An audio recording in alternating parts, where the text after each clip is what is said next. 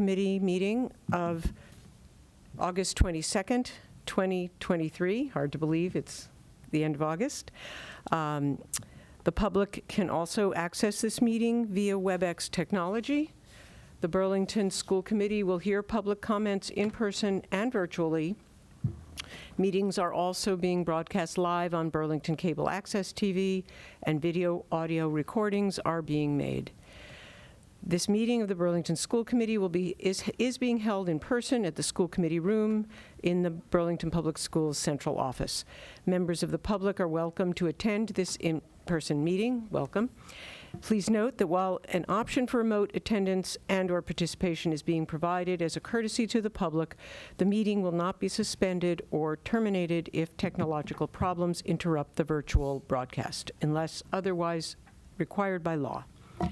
Members of the public with particular interest in any specific item on this agenda should make plans for in-person versus virtual attendance accordingly. If you are participating remotely, please identify yourself by typing your name on the screen in advance and verbally once you are identified to speak. We request you please turn on your camera. Comments and statements are limited to 3 minutes.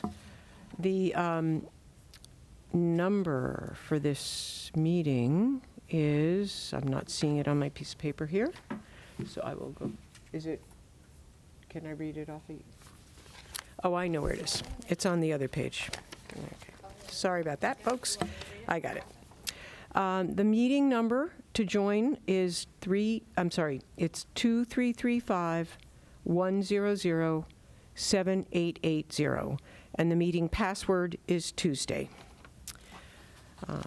So I'm now going to read our equity statement. The Burlington Public Schools.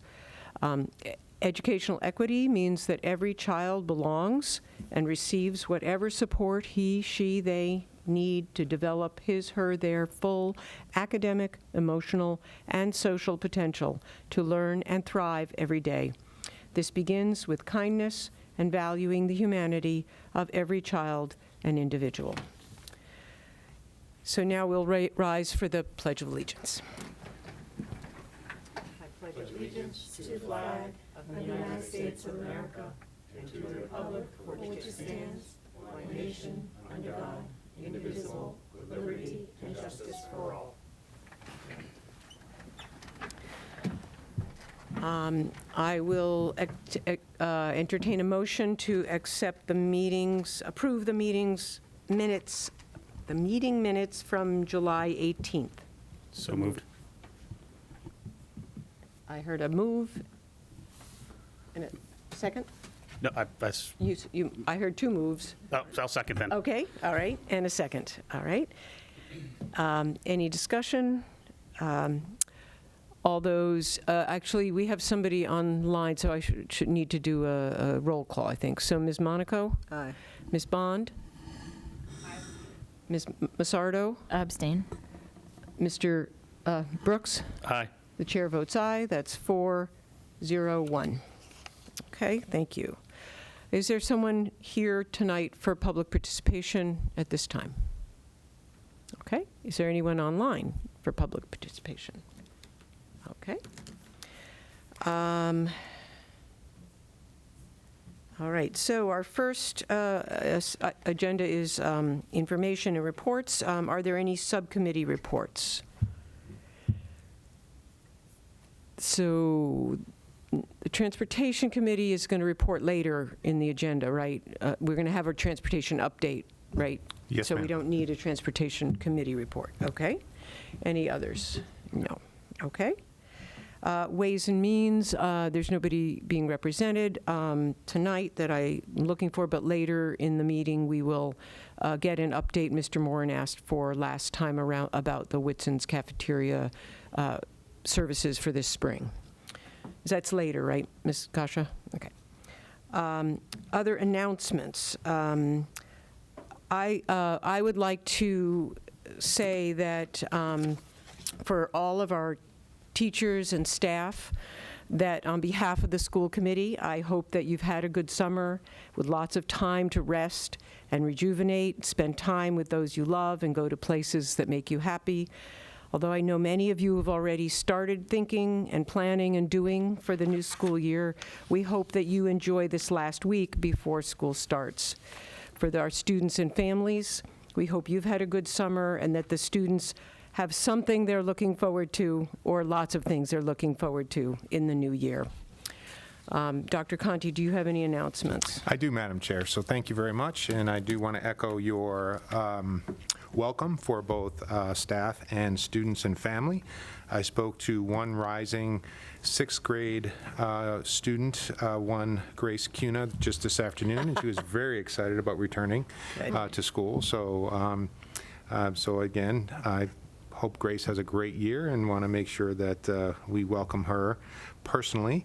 The 9th grade students were in today, so Dr. Chen and I were walking around, and we were just as lost as the 9th graders. It was, we were looking for the pool. We couldn't find the pool, and but it was great to see them, and especially our upperclassmen helping out the younger students, so that was great. Dr. Chen has been hosting our new teachers the last 2 days, so we've had about 27 folks here. We've had some new administrators. Our mentors and principals were in today, and I do want to thank Dr. Chen and especially our mentor leaders who have been working really hard. Introducing new employees to culture is really important and really difficult and takes time, and it's really the educators that establish that culture over time.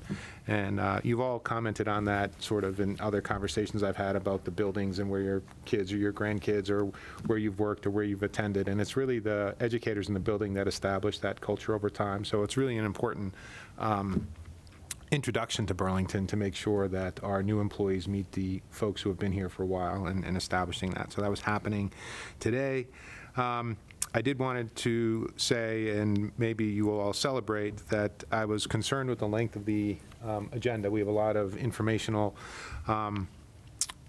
items this evening that I pulled the policy sections that we were going to review.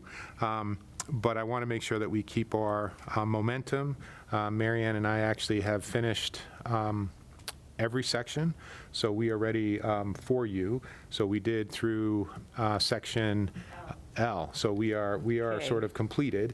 So I'm going to be more disciplined once school starts to get agendas back on. Maybe we'll do it one a month instead of twice a month or something, but the objective here is to have the policy manual sort of up by the end of the calendar year, and we're sort of on track to do that. If I feel like we're bogging down because stuff happens, what I might ask of the committee, Madam Chair, is that we schedule a separate meeting and just knock out a couple hours of policy. And again, I just want to make sure that we keep policies in the front of mind, and you'll notice that it's connected to one of our agenda items tonight, the handbook, because some of the policies you'll be approving, we're going to have to then make adjustments to the handbook as we follow up. So again, those are my announcements, but it's an exciting time. Kids have already been in for band camp. I'm seeing fall sports already starting. And the energy in the building and just changes when the kids arrive and the staff arrive. So it's an exciting time. That's great. You got any other announcements?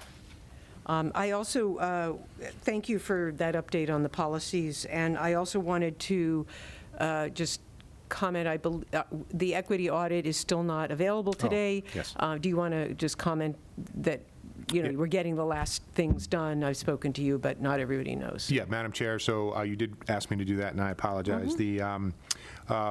We've been honestly just going back and forth with information, so it's not that we haven't been in contact. We have. I think our auditor has just been trying to make sure that the information she has is accurate. She needed some clarifying questions. Obviously, the report is meant to be public. Again, I'll say that again, the report is meant to be public and will be public as soon as we get it. Lisa and I, Dr. Chen and I will review the content, but you will have a copy of that, and we will make sure that the document is available for folks to review.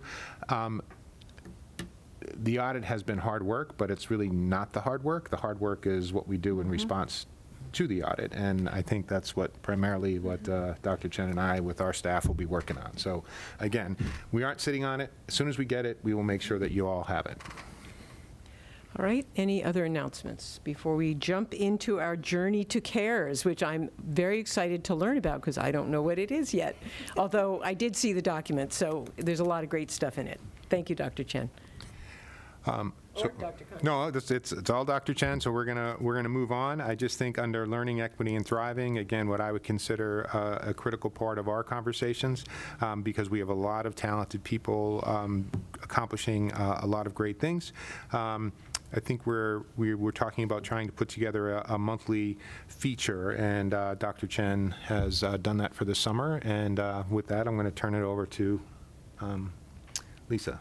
So thank you very much. And I first want to say that I think one of the things that's really important, and Dr. Conte and I talked about it, and I've heard a lot of it from parents, from community members, and from our teachers, and from our staff, and also our administrators, is just the importance of communication. And so the one thing that I just wanted to share with the community and all of you is that a lot of times during the summer, there's a lot of preparation work that's being done to help prepare our students. For our incoming students, it's very exciting. So that is what the journey to CARES is all about. It's to capture qualitatively, because we're also going to be giving you quantitative data, but to paint the full picture, we want to give you what is occurring in the schools and in each of the departments. So this is kind of a summary of what's been going on during the past summer months. All right, so the first slide, please. The instructional team, as you can see, with our summer enrichment program, we have Nicole Mondello. I want to thank Rosemary D'Souza and Michelle Burnham. There also is Kristen DeMarco, Chrissy McNeil, Alice Bookamon, and Debbie Clark, focusing on ESY. There we have Crystal Anderson and Chrissy Shepard, who taught the robotics class that was embedded for all students. And when we went to go visit both Dr. Conte and I, that program, all students were very excited about what they were building. It was a curriculum that was very well developed by Sean Musselman, so we thank him for that. We also, in addition to that, really focused on the curriculum and the summer enrichment. So you can see the young ladies holding up a project about Egypt. This is a project-based learning component that was for all of the students. In addition to that, we hosted, as we've done for 4 years thus far, for 4 days. I want to thank Rosemary D'Souza for being the facilitator, responsive classroom for all educators across the state of Massachusetts and even out of state. So they come here to learn about responsive classroom, both the beginning and the advanced courses. Again, want to thank John Middleton, the Director of Performing Arts, with Seussical and the BEST program. And then in the final picture on this slide, Sean Musselman, who is the lead social studies and science coach, and Wendy Pavlicek, the director of the Science Center, have been focusing on the science and social studies curriculum over the summer. There's the Grade 2 Geography and its effect on living things, unit and lesson development. Next, please. Also, I want to showcase that George Rakovich and his team, the Director of Visual Arts, have been hard at work at revamping the curriculum. For example, the middle school art teachers wrote the 8th grade art curriculum maps for new art electives such as digital animation, photography, drawing, and painting, and they adjusted the 6th grade art curriculum map with the lab program. Very, very exciting. 23 students attended the University of Mass Lowell Engineering program. Want to give a big shout out and thanks to Dr. Conte, Mark Sullivan, and Joe Adebato, the support service coordinator, for organizing this and putting this together. In fact, we had 80 students. We didn't think that we'd have so many students at first, but we actually met with Chancellor Julie Chen, Dr. Chen. She's not related to me, although that's really wonderful to meet another Dr. Chen. She's very excited about partnering up with us, and the kids were very, very ecstatic about this. When they showcased, there was much learning that had occurred. They were very excited about the University of Massachusetts at Lowell, and they had fun. And then finally, on this slide, want to thank Robin Milano, the Director of Student Information, for all of our hard work behind the scenes as she does a lot of Aspen, rolling it over, creating calendars for staff and schools, and also for the upcoming training that we're going to be getting on Open Architect, which is a really wonderful database that our administrators are going to get training on at our administrative retreat on both Wednesday and Thursday. Next slide, please. Really want to give a shout out also to members of our instructional team, especially Carrie Lampy, who is the director of English Learner Program. This year, we actually piloted the new Kindergarten Expedition Pilot Program. You'll see two of our kindergartners who are very excited. They were very happy and very excited, and I visited them. These are kindergarten teachers welcomed our students and helped them learn about school and also embedded was the SEL curriculum. We continued with our elementary summer program with beginner level English learners entering in grades 1 through 5. They were practicing listening, speaking, reading, and writing skills in English. Across the third slide is, on that same slide, is the middle school summer programming, in which they get to know a little bit of Marshall Simons Middle School. The curriculum there was summer reading, development of math skills in the general middle school program to get all of our students who are whose language is not English, their first language, acclimated and welcomed into the Burlington Public Schools. Next slide, please. This is very exciting. We had a recruitment at the Lord Barron Apartments on August 1st for the high school Simon Youth Academy. These are for students who are currently English learner students at the high school who are identified as students with limited or interrupted formal education and are working 25 plus hours. They're invited to register an information session for the new academy. Here's the ESL curriculum writing team as they're revamping the curriculum, and through a grant, this is Carrie Lamprey offering free adult ESL classes twice a week for our community members and our families for intermediate and advanced levels. And again, this is free. So this is another way we're welcoming our entire families here. Next slide, please. Hard at work. As Chrissy Conceition, the Director of Mental Health, and also her team, we hired 3 new school adjustment counselors and 1 school counselor. We are coordinating the summer health supports and the community newsletter that she put out. She's focusing on her team on Wayfinder PD that will be given to all K through 5 staff. The middle school will be piloting 2 SEL programs, and the high school will still be continuing on with their advisory program. Next slide, please. This is part of the instructional team. Hard at work is the Director of Special Education, Christina Ciccolini, and also her special education department. We hired a new Director of Programming. This director will be looking at also evaluating all the programs that we have and making sure that there's alignment of the both middle school and high school. We also hired 3 new team chairs, hired new special education teachers and instructional assistants. These are pictures of our students enjoying the ESY planning and programming that occurred over the summer. She has focused on developing the new special education handbook and has been planning robust PD to be offered for all of our staff. Next slide, please. This is very exciting. Part of the instructional team is the Director of Technology Integration and his team, Dennis Villano. The very exciting thing is that we've created and prepared new pre-K through 5 computer science curriculum and lessons. That's pre-K through 5. This school year will be debuting computer science for all lessons for all students in grades 3 through 5. More development on the family technology orientation for grades 6 through 12. We've updated the BPS digital learning site. Jen Schaefer's been hard at work on her Nearpod presentations, Nearpod course, and a Seesaw course will be offered to our staff this fall.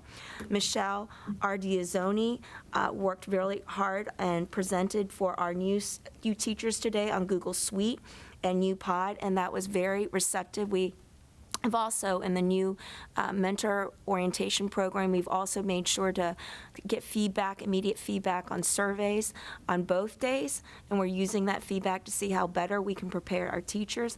And they really liked the Neopod presentation, and they want to learn more about it. Also, congratulations that our esports team will now be a full varsity sports. This includes coaches and scheduling for the 23-24 esports tournaments. This club teams have made it to the Final Four the last 2 seasons of the state tournament. Next, please. Finally, in the business and finance team with business manager Nicole Kasha at the helm, these are just some highlights of many of the things that she and her team have worked hard over the summer.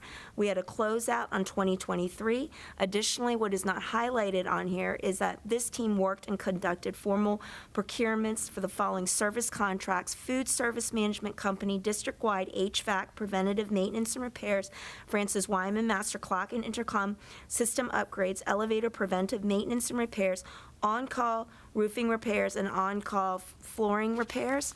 Additionally, in addition to that, townwide Munis system upgrade, set up the new salary tables for Munis for the new contract years, reviewed the school committee policies, provided feedback for policy manual update, and worked with a superintendent to develop a policy and procedures for accrued vacation liabilities for non-union personnel. Next slide. Again, following that, the next slide, she developed also the BHS facilities study and school bus transportation, trained new employees on Munis for requisitions, posted the school budget for fiscal year 2024, both operating and accommodations. And what's not on the slide, their team completed a food service procurement administrative review for the state. Next slide, please. For our communications team, want to thank Laura Angelo, our district BPS webmaster. In a nutshell, she's working on updating our website to make sure that it's streamlined, easier navigation for people to access information, making it sure that it's ADA compliant, and also want to thank her and her team also for much of the Parent Square training that Robin Milano also assisted in, and helping our administrators and secretaries get more knowledge about our new communications system that's upcoming. Next slide, please. I want to thank the Human Resource team, Joanne Faust, who's the Director of Human Resources. In a nutshell, she's developed a recruitment manual. She's assisted with offboarding and onboarding new staff. She presented a new annual benefits to the new staff during the orientation, of which new staff also commented that this was extremely helpful to understand and to start very early when it comes to retirement. I think sharing that information is really helpful for our new staff. Confirmed the availability of substitute teachers, and has created a substitute manual. Next slide, please. With our nursing team, Barbara Conley, I want to thank her, our nurse leader, and the team. They've been hard at work coordinating the AED servicing for the start of the school year, and planning team building activities for the nursing department, and also upcoming professional development. And next, because I cannot do him justice of all the hard work, is the operations team, in which Director of Facilities Bob Kuna will be talking about the specific slides, because we know that there's a lot of work, a lot of really busy work that's done over the summer to get our buildings prepared, up and ready. Turn it over to you, Bob Kuna. Thank you, Dr. Shen. As most of the school committee members have heard before, I've praised our maintenance department and custodial staff numerous times. These are just some of the pictures. Actually, they're outdated already. So when Dr. Chen had asked for these pictures, again, it was a week and a half ago, and if I showed you these same pictures today, for the first one, you'll see that there's trees taken down at Pine Glen, and the reason those trees were taken down is that the roots were actually causing the walking surface and the sidewalk to crack. So DPW has been over there for the past 2 days, repaving the whole walkway out front and under the awning, and do the new doors at Pine Glen. At the second picture, you'll see that, for instance, BECC bathrooms, 2 bathrooms at BECC, which was a warrant article you all in town meeting supported, revamping both of those bathrooms. So they have tiles on the floor now, tiles on the wall, partitions are installed, new sinks, new hardware. Completely different bathroom, but that's the damage underneath. Next picture, you'll see a picture of the scoreboard at the middle school. As we speak, there's some trenching being dug, and then the software and the components to run it will be installed relatively soon with the start of the season upon us. You know, our athletics director, Sean Hart, is really aching to get that up and running. On the next slide, again, some of the behind-the-scenes stuff. So the first picture is the middle school air conditioning. Doesn't look like a typical air conditioning, but just to show you all the volume of size of that. Train is on site working on that. They started last week on Thursday. We do believe that by the end of this week, that air conditioning should be up and running, functioning at the middle school. Next one is just a fan replacement here at the high school for a fan over the main office. Next is Pine Glen construction. So we're working on 2 large construction projects, one in the lower library here at the high school, and then one at Pine Glen where we're removing the egg and reconstructing the egg space into 2 learning spaces / office spaces. So just a total transformation. Again, as I mentioned before, I have a list of more stuff, and again, these pictures have been updated, so there's walls being, the walls have been installed, sanded, painted at both the lower library and Pine Glen. And I'm going to say, like every year, we're going to go right down to the wire, right? Those crews are going to be working late at night, and we'll get it done. They always get it done, and just want to thank them, so. Thank you, Director Bob Kuna. And also, the technology team, want to thank the Director of Technology, Jose De Sousa, and his team. They've been such hard at work. We hired a senior analyst. What's not on these slides are that they completed a OneSync implementation of advanced automated tool for staff and student accounts management. They've refreshed all one-to-one student devices for the school year. They've configured multiple new apps to work with ClassLink. They've assisted with the Parent Square setup and implementation. They've processed repair for broken staff and student devices, purchased and configured new staff devices, and relocated the IT department storage, which consisted of 3 rooms. Next, please. They have implemented and upgraded the firmware across all of our switching and wireless infrastructure. And I know that Director of Technology, Jose De Sousa, has been instrumental in getting us a grant and also ensuring that this cybersecurity training is going to be occurring for all staff. That will be in the very near future, and we thank him for that, for protecting us from malware and phishing. That team has also cleaned and reconfigured all computer labs for the 2023-2024 school year, arranged new teacher device distributions, and as you can see, they helped to organize grade 6 who are new to BHS student iPad distribution evening schedule for August 29th from 4:30 to 6:30 at the middle school. And finally, next slide, please. Just throughout this process, and just wanted to thank all the departments for their contributions. There's a lot more, as you can see, but this would have taken us all night long, but I just wanted to give you some of the highlights of the hard work that all of these teams and members of these teams have been working just to prepare and make sure that the school is up and running, that our students, feel welcomed, and that the staff feel also welcomed. And what I've come to the conclusion, I think that many of you already know, is that BPS truly cares, and this is a picture of us celebrating when we got to go to Fenway to celebrate our girls' varsity softball team. And, of course, there's Sean being Sean, But anyhow, it was just such a wonderful event, but just a reminder that we're one team, one family, and to thank, again, BPS for everything that they've done.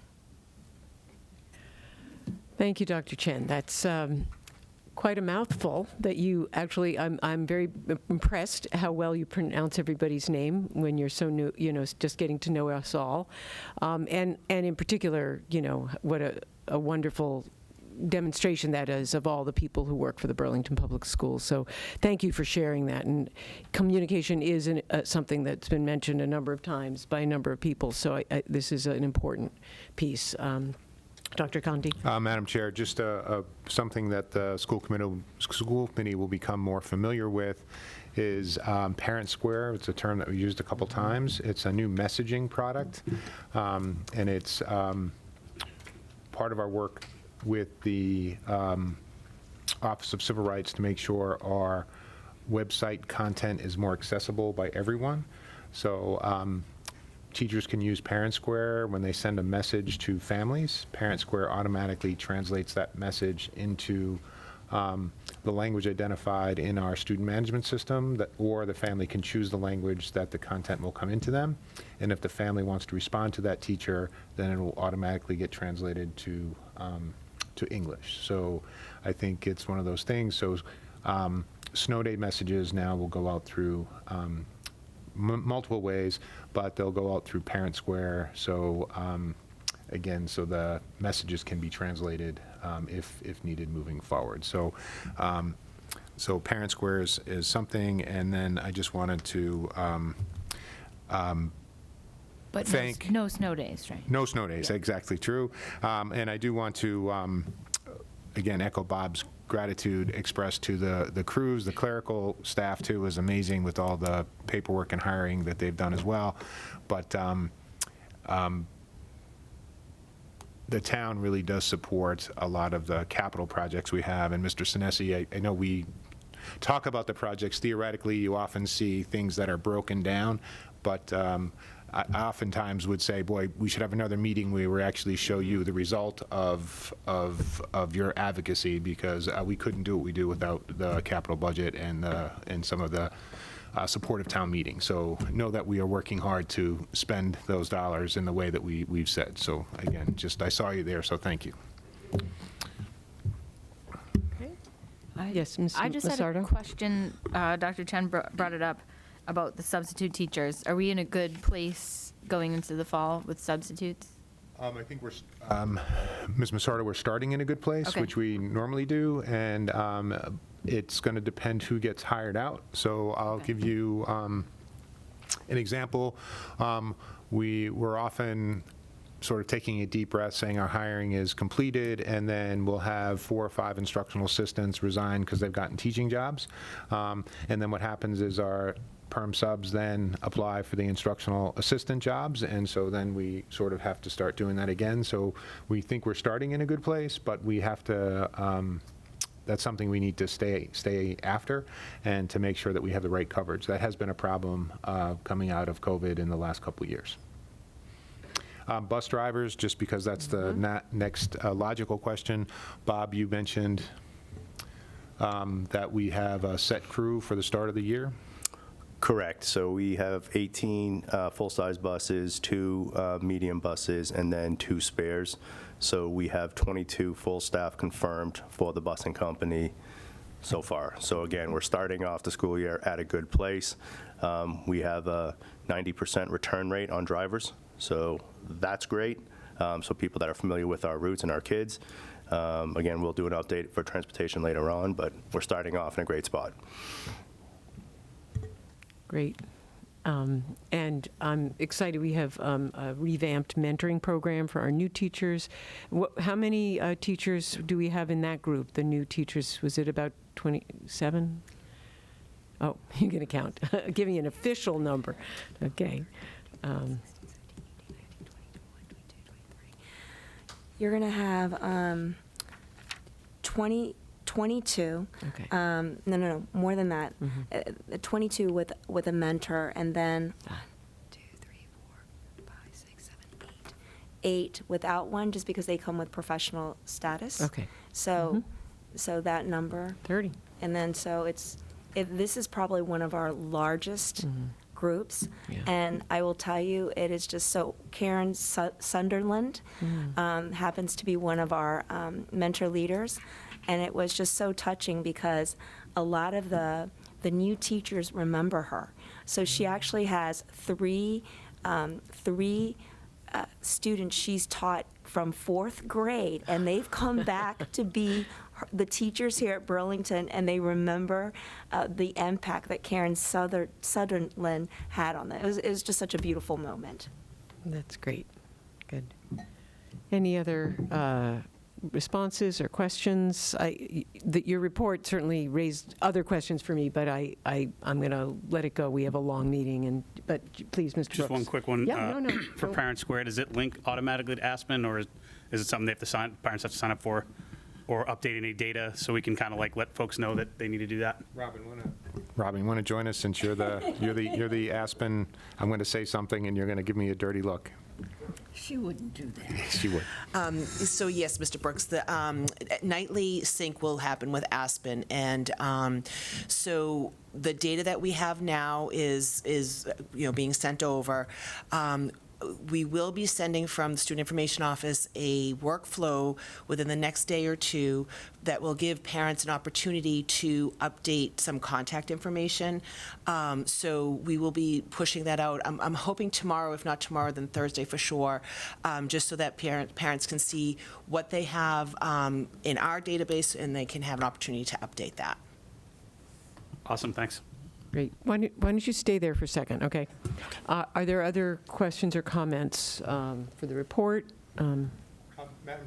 Madam Chair, my suggestion, though, is if there are items on the report that pique your interest or you want to have a more in-depth conversation, then we can certainly add it to a future agenda. So it might be a good way for us to get to some of the points of interest that you'd like us to get into more depth on. Okay. Ms. Monaco? Lisa, how were you able to breathe while you were saying that? I just wanted to make sure that I didn't take up too much time. You were great. You I was were trying to really be- great. Trying to be succinct. And I practiced these names. Oh my goodness. I just don't ever want to butcher anyone's You name. could tell. Yep. Thank you. Okay.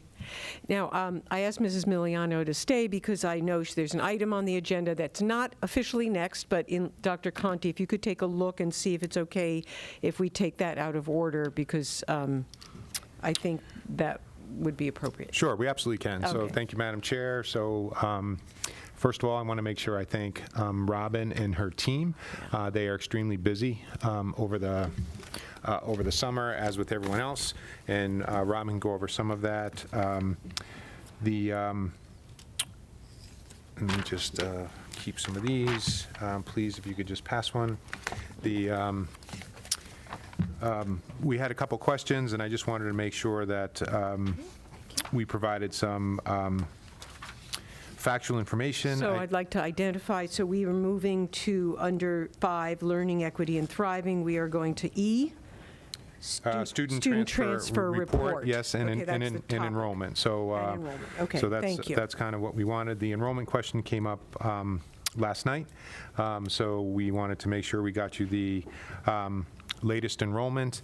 And Robin, you're slacking a little bit. You said this enrollment was from, what, a day ago or something? All right, so... Yeah, this is actually from just yesterday, August 21st. So this is the enrollment data that we have. And just, again, I just want to make sure we present facts. Robin, you mentioned to me that since July 1st, so to the committee, since July 1st, you've had over 90? 96 completed registrations since July 1st in grades pre-K through 12. I've been here a long time, doing this job a long time, and this is one of our busiest summers that I can remember. So having said that we have 96 completed registrations, we have approximately 9 or 10 that we're still waiting on additional paperwork, so they're not in our data system yet. And then we have, in my department, we have 7 registration appointments in the next 2 days, and that doesn't include, so my department does registrations for K through 8. Mrs. Kavanaugh does the registrations at the high school, and Ms. Jefferson does it at the preschool.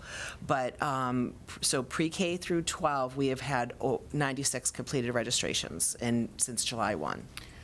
So when we talk about class size and stuff through the budget process, we really are estimating oftentimes, and there may be, the numbers may look out of whack, but we have to sort of prepare for a wave of students.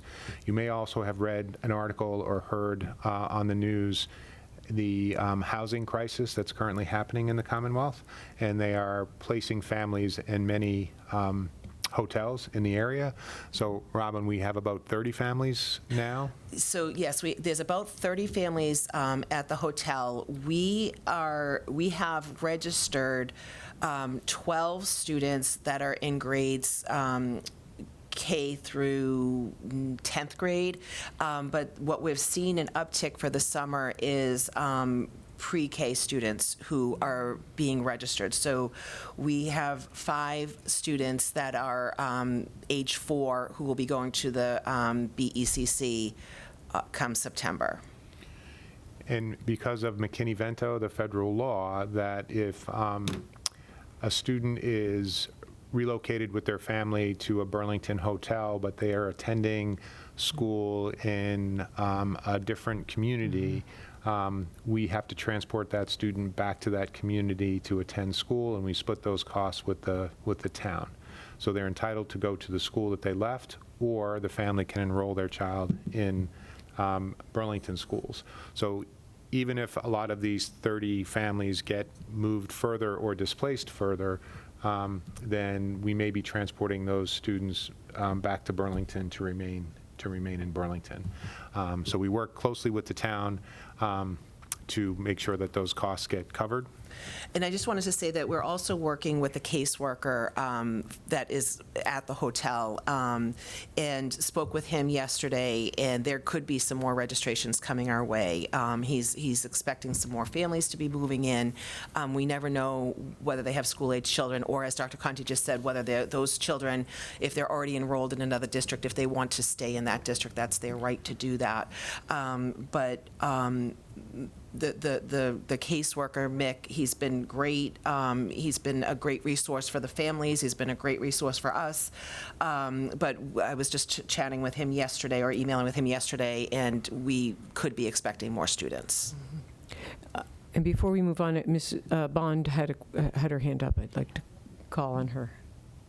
Yeah, I think you kind of addressed it, but do you have a breakdown on the percent of students coming in from the elementary, middle versus high school of all the new registrations? Yes, Ms. Bond, so at the high school, there were 20 registrations. Middle school, there were 18.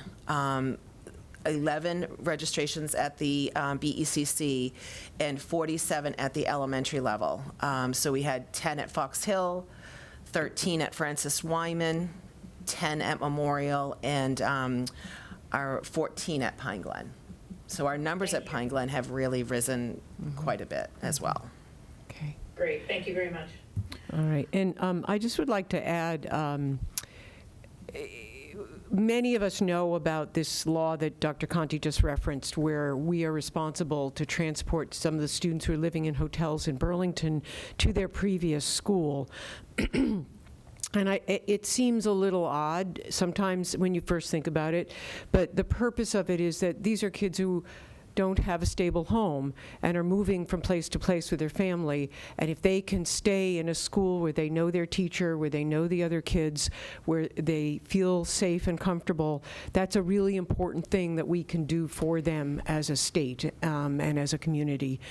Likewise, if their family moves out of the hotel in Burlington, but they want to stay, and they've made a connection, if our wonderful teachers have made that connection and they feel safe here, if they move on to another town, we may also be transporting them, and they may be staying here as enrolled students. So it does seem a little odd when you first hear it, maybe, but I wanted to remind people of why this happens, and it happens because we're trying to do the best thing for these children who are already uprooted and need some community and safety. So, and Ms. Miliano, you had something else to add. Yes, I just wanted to that point, Ms. Simon, is we did have a family who we cost shared transportation to another school. I believe it was in Lynn for the last year, but the parent has decided to enroll their children here in Burlington because of the long distance for the travel for the bus. And so, again, we may see some of that as well, where the students are being transported to their school of origin, but they, if they're on a bus for an hour, and, sometimes they're the elementary students, so we may see some shift in that as well. Thank you for that. Dr. Conti, did you have something else to add to that? No, I just Okay, wanted Ms. to... Monaco had her hand just up, wanted and to then finish the we'll report, but I- continue. Certainly. Sure. I just wondered if either of you know the size of the kindergarten, incoming kindergarten. Is it larger than usual or not? Oh, it's not on, oh, here it is. Yeah, no, it's over I here. know, Okay. I know, but I want, So we have final. currently enrolled 269 students that are kindergartners, incoming kindergarten students. Some of the registrations that we have and some that we're seeing coming in are additional kindergarten students. I think it's slightly larger than we've had in the past couple of years. If you you can almost look at what our enrollment is over the years. Grade 1, we have 264, so it's just slightly higher than that. But it's about where we tend to end up at 269 right now. Are many of the kindergartners in this group from, say, the hotel? I believe we have one, perhaps two kindergartners who are from the hotel. Is it just one hotel that's being used? Yes, yes. And those families will be at Francis Wyman Elementary School. Right. I know Woburn just got, in the last week, 50 families. Yeah, the And- kindergarten number always changes, so I'm, for the next week or two, it's apt to jump. I mean, since kindergarten doesn't start until the 6th of September, I think that that tends to lag a little bit. We're doing our best to get everybody in so that they can start on August 30th for the upper students. The pre-K and the K will start on the 6th, and so we will see some of those straggle in for sure next week. No doubt about that. Were there many new first graders from, that didn't go to kindergarten? We didn't see much of that. I mean, most of this, if you can believe, is just move-ins. They're just move-ins. And I was talking with Dr. Conti about it today. There's no pattern. It's, we have new families buying homes. We have new families coming into our apartments. It's really no pattern of anything. And we have students moving from school to school because they've moved to a new district. So there's just been a lot of movement going on the past 2 months. Thanks, Robin. You're welcome. Okay. Dr. Conti? And finally, what we've been tracking the last 4, 5, 6 years, and we present this time to the school committee, is we do view our experience as being in a competitive marketplace. Families have choices. They don't have to attend Burlington schools. There's often times people making comments about the transition and the loss of students from 8th to 9th grade. So that's a number that we look at carefully. And then we even look at sometimes the 9th grade if we have transfers in or transfers out. So again, you have the sort of the data in front of you. I'm not sure I necessarily see a significant pattern or jump or change from what we've had. Some of the classes have different sizes, so I just want to be careful how we talk about numbers versus percentages. So you have both there. I think that one thing that has occurred is we're seeing a higher percentage of our students get accepted and attend Shawsheen, which I think is a positive thing. Again, students in Burlington have 2 great choices for high school. We used to have about 50% of our students accepted, and we really have, in the last 4 or 5 years, have about 100% of our students who are getting in and accepted. And I think not viewing them as a competitor but as a partner has really helped, and really trying to make sure our middle school students have an exposure to Shawsheen and that they learn about the programs.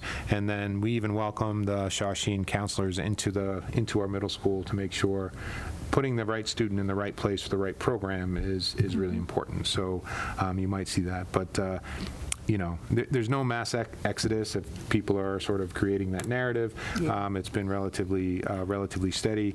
And I did talk to Joe Robin, I think, in the last couple days, and I think he said there were 8 ninth graders who transferred out, but we had 8 transfer in. So, I think we're seeing a lot of that movement. What? Transfer in from where? Sometimes from Shawsheen, sometimes they'll attend a private and they want to come back to their home school. We can get you that data if you want, but all I'm saying is there doesn't appear to be a mass exodus. The class sizes are interesting, and I think as of Robin's last reporting, there were 15 student difference between Marshall Simons and the high school. So we have a large Middle school. 7th and 8th grade, and then we have some smaller classes in the high school, so they're really going to be comparable in size in terms of student enrollment, which is interesting. If I could also just go back for a minute to this, the question of where the 8th graders going, for people who don't have this chart in front of them, to just summarize that typically the numbers look like about twice as many, or a third to twice as many of the students are going to Shawsheen. More kids are going to Shawsheen than are going to private. And in terms of seeing that as a resource for our students, that's a public school, that's I think an important fact. And the other thing is that the percentage of students who are transferring out of the Burlington High School, not coming to Burlington High School, from 2019 to this current 2023-24 year, range from 19% to 16% to 17%, 21%, and back to 19% this year. So it's a relatively stable number for the last 5 years, and that sort of to reinforce what Dr. Conti's saying, that it's not like there's some big new exodus. So, is that everything on that topic? That is, and I think from Dr. Chen's report, you can see that summer times are busy times for us, and no office is busier than Robin's office, and in terms of closing out the year, state reporting, federal reporting, never mind new registration. So, Robin, thank you for all of your effort. Please thank your team, and we really rely on data and information to make some of the decisions that we make. So if you're ever hearing something and you want sort of information, we can probably provide it if we have enough time to do so. So please make sure that we're all sort of, everyone has whatever opinion they want, and I always appreciate that, but if we can start with some common set of at least the facts as we know them, then we can make better decisions together. And Robin is key in helping us gather all that data. So Robin, thank you. Yeah. Thank you. Thank you for your time tonight. Nice to see you, Okay. Robin.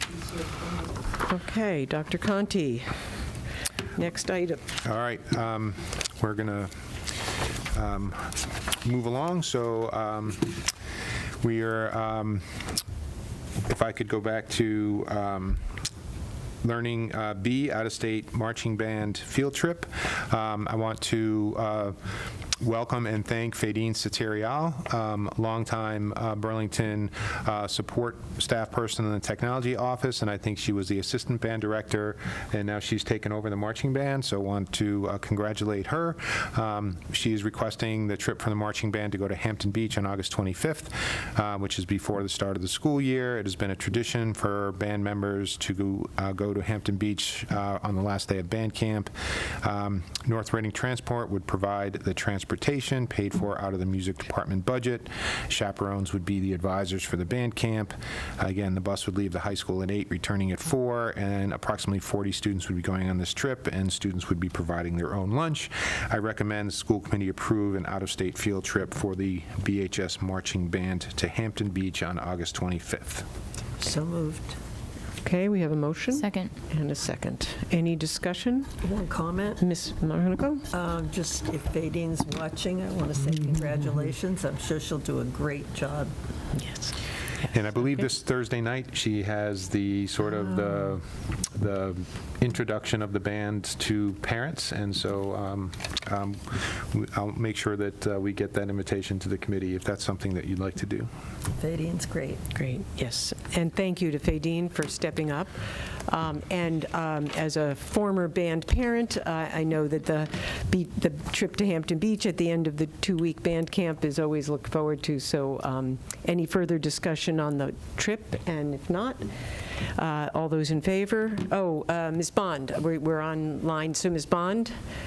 Aye. Ms. Monaco? Ms. Massardo? Aye. Mr. Brooks? Aye. The chair votes aye. That's 500. Thank you. Thank you, Madam Chair. May I move on to the next agenda item? One of the comments that we often receive is parents would like to see more clubs at the middle school.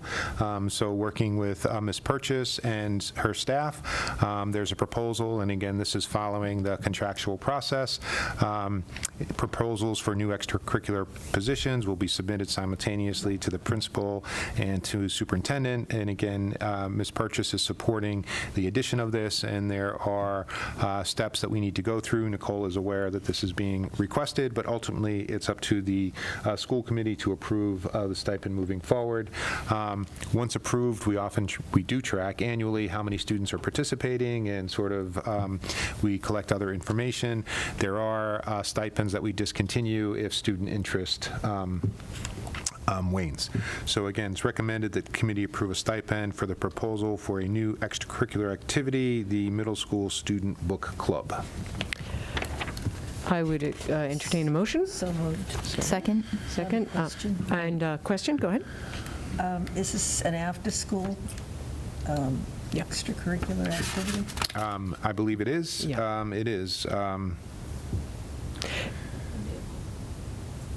Yes. Yes, on a late bus day, they were going to do it. Yes, one day a month after school. Great, thank you. I just have go also ahead, a question. I'm very supportive of adding new clubs at the middle school. So is there a normal process that students or parents, if they want to get new clubs, obviously they'll trickle up to us, but email the principal, or what is the normal process? Do students start them? Students can start them. They Okay. usually then will recruit a faculty member because we need an advisor. Okay, yep. And if they recruit a faculty member or a faculty member, what honestly ends up happening is it's a little bit organic, where a teacher would work with a group of kids who have an interest. Maybe they start playing chess or something after school, and then it just evolves, and then we have a set process to go from there. So if parents are interested, they should really have their children, or they could talk to their children's teachers. Okay. We wouldn't have any student-led or student-run clubs at the middle school, but we would always need some sort of faculty advisor to just to oversee and to follow that. I also would like to add that the description that we had in our packet, it did sound like a really wonderful experience for kids to just enjoy literature and have a conversation about it, and there would be choices and things like that. So it sounded like a great thing. So any further discussion? And if not, Ms. Bond? Aye. Ms. Monaco? Aye. Ms. Massardo? Aye. Mr. Brooks? Aye. And the chair votes aye. That's 500. That's great. Thank you to whichever teacher is doing it. I don't remember if it was listed or not, but that's a wonderful experience for the kids. Ms. Gover and Ms. Milliken. Great. Thank you to them, too. All right. Thank you, Madam Chair. The BHS Student Handbook, school committee needs to approve student handbooks every year. This is a temporary vote, so we can't start the school year without a handbook. There are state regulatory changes when it comes to discipline, especially regarding children with disabilities. We need to put that language into the handbook. With your approval tonight, we're going to take that language and extend it into all the other handbooks, so know you're approving sort of changes in that state regulatory language. Section J that Marianne and I just reviewed is the student section, and when we review that section, let's say in a couple months, there are policies that would directly impact the student handbooks as well. So again, we need a handbook to start the year, but we will probably be spending more time on the student handbook moving forward.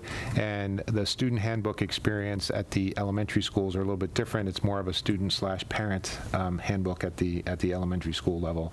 But we need to make the state regulatory changes. So again, I'm sort of asking you to know that this is a vote that's required because of the start of the school year, and that we will be revisiting handbooks when we update that section of your policy manual.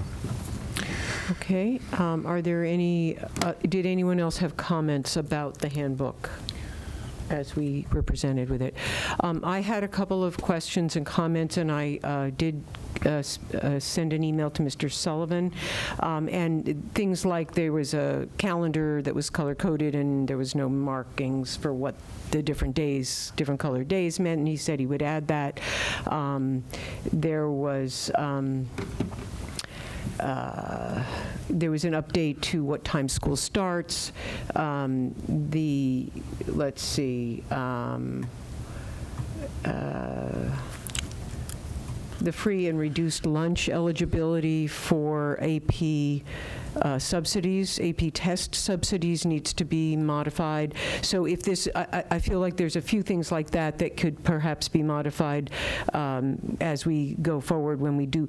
So I'd like to make a request that I'd like to support approving it tonight, but I'd like us to do some cleanup on this document before we add at the same time we add the legal language. We could perhaps do the cleanup.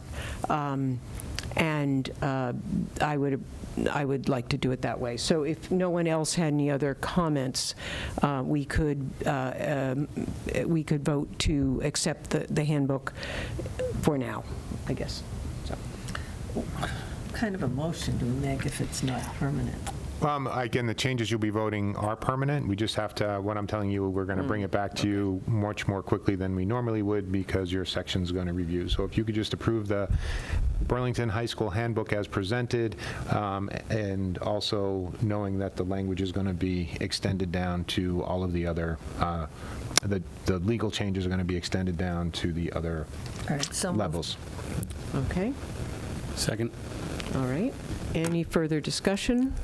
Seeing none, Ms. Monaco? Aye. Ms. Bond? Aye. Ms.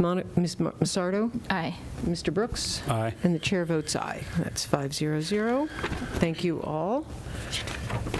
And now, Dr. Conti, you may continue. Thank you, Madam Chair. And again, this is just largely a discussion. I sent this information, I think, well ahead of the meeting, but I just wanted, again, to make sure that everyone had the same foundational information. So the two reports that I sent to the school committee were the 2017 master plan report. The school committee had done a master plan, again, a look at all of the buildings in 2007. That was the year prior to my arrival. That really drove our efforts to submit the memorial school to the MSBA as a priority, and then the middle school, because there had been work planning done on both of those buildings actually prior to my arrival. That master plan then was updated on 2017, and that, Bob, was with an outside architectural firm, KBA at the time, and they went through all of the buildings and they looked at deficiencies and again helped us look at the buildings in a way that where we could plan and then use that master plan to inform our capital plan. So that's kind of the process that we used. It was the result of that plan that prioritized the Burlington High School as our focus for the statement of interest for the MSBA. I think you all know we subsequently, I think, submitted that over the 10 years and has not been selected, but it was the master plan that really drove that decision. In addition to the master plan, MSBA as an organization, because they spend a lot of money and they're responsible for the development and funding of many of the new schools being built in the Commonwealth. Obviously, you can build a school without their partnership. And because of their attempts at establishing some equity. They have sent teams out of, again, professionals to evaluate the condition of every school in the Commonwealth. So, and they've done that twice, at least in sort of my knowledge, and the latest one was 2016, and I sent that information to you as well, because some of the criticism of our efforts with the MSBA and the high school were that there were many high schools of Burlington High School's origin and age and design that MSBA has supported being replaced. And so what we were trying to figure out is, were we taking, this may sound ironic, but were we taking too good care of our buildings and therefore not causing the necessary crisis where the state would then need to come in to replace the facility. Again, I think we did a report several years ago where I think, Bob, we've spent over $10 million on this building with roof, windows, floors. Again, we've spent a lot of money on aspects of this building, but clearly there are other aspects that need to be refurbished. We also brought MSBA out because they had a couple programs they have, and Bob, you can help me explain this.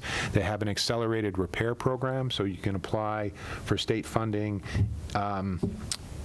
if a tree falls, if there's a lightning strike, if there's snow, and you have a roof collapse and you need an accelerated repair for a community, you can do that. Or you can do a full renovation.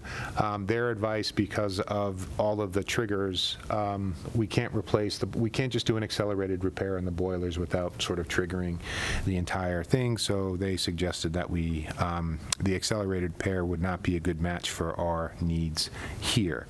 But in addition to Burlington High School, they rated all of our other schools. And again, those aren't Burlington, it's not Burlington criteria, they're not Burlington employees, so I think they have a 4-scale rating. A lot of our schools are rated 1. The 2 2s are the high school and Francis Wyman, sort of ironically, but we've spent significant dollars on Francis Wyman on certain systems sort of since 2016. So when the state next comes out and looks at all of our buildings, Francis Wyman may move from a 2 to a 1, given that we've replaced the bathrooms and the fire alarm and other stuff that we've done, whatever was causing the deficiencies, to have it go from a 2 to a 1. The point is, none of our buildings are being rated by outside folks as a 3 or a 4. They're in, again, usable, decent shape. I think some of the designs are more future-proof than others. Again, a snowflake with no longer working movable walls is not something that has, Fox Hill, obviously I'm referring to, doesn't have a lot of future proofing built in, and that's why Fox Hill became our priority in a statement of interest 2 or 3 years ago. And also what we're really sort of experiencing is enrollment pressure seems to be a priority for the MSBA and their selection criteria, because Fox Hill had modular classrooms that were in use, because we had programmatic pressure. We think that we've done that. As you all know, Burlington High School was designed initially for 2,000 kids. We currently have under 1,000, what? Not even 900. So we don't necessarily have enrollment pressure. And again, I think the building is not a 4 from the state's perspective. It's a 2. So that's the condition of the building. So all I'm saying is I wanted everyone to have sort of that factual basis as we talk about sort of what our next priority is. We currently, Bob, have a active statement of interest in with MSBA for Burlington High School again. Correct. So that is our priority, and we get the results of that typically around the winter break. Around January, yes. And then the deadline for resubmission is April. So having this information, if you want us to change our priority in the statement of interest. Let's say you want it to be Francis Wyman. I'm just sort of making that up.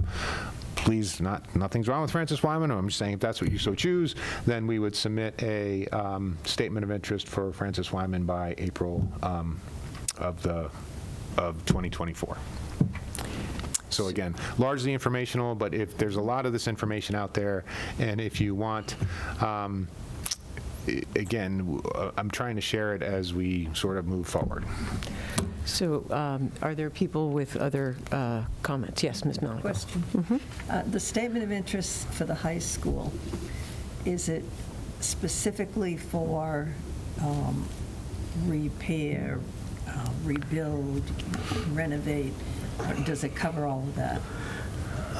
Again, through the chair, so specifically the MSBA has accelerated repair, and then they have a core program. This year, they are not moving forward with the accelerated repair, so it's not an option for us to even submit for it. So in the core program, you define your deficiencies, similar to what we did in Fox Hill. So you explain how old the boilers are, how old the roof is, windows and doors, et cetera, et cetera. But you don't get to say, I want to build a new building, or I want to put an addition on. Your whole statement of interest is your request to the MSBA by saying, here's our request to have you look at whatever our priority school is, and then later on, as you know from the Fox Hill project, you then get to decide through the feasibility and eligibility study as to whether or not you're eligible for a repair, addition renovation, or a new building. In our feature, what we sort of focused on as our deficits were the HVAC system, environmentals, and our science labs. So we gave them a programmatic reason and I would call it sort of a building envelope reason. And I think that when we hosted MSBA and they came out and board members came out and we toured the building and we looked at the boilers and we talked about it, what? 5 times. We asked them, what can we improve in terms of our statement of interest? Are there things we need to look at? We've asked project managers who have worked on other projects. And they really said our application was strong. They said it was accurate. They said we were describing our needs as they agreed that we have. And if they had more money, that they would consider the project. So it's not.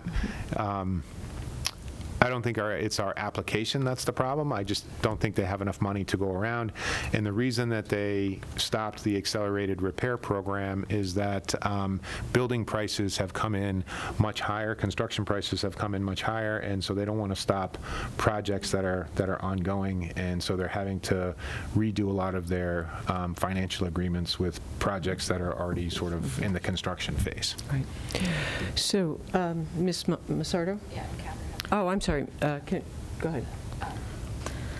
So I think we've all, not moved on, but we've agreed to move forward with BHS regardless of the MSBA. We have the feasibility study and hopefully a building committee meeting coming up soon.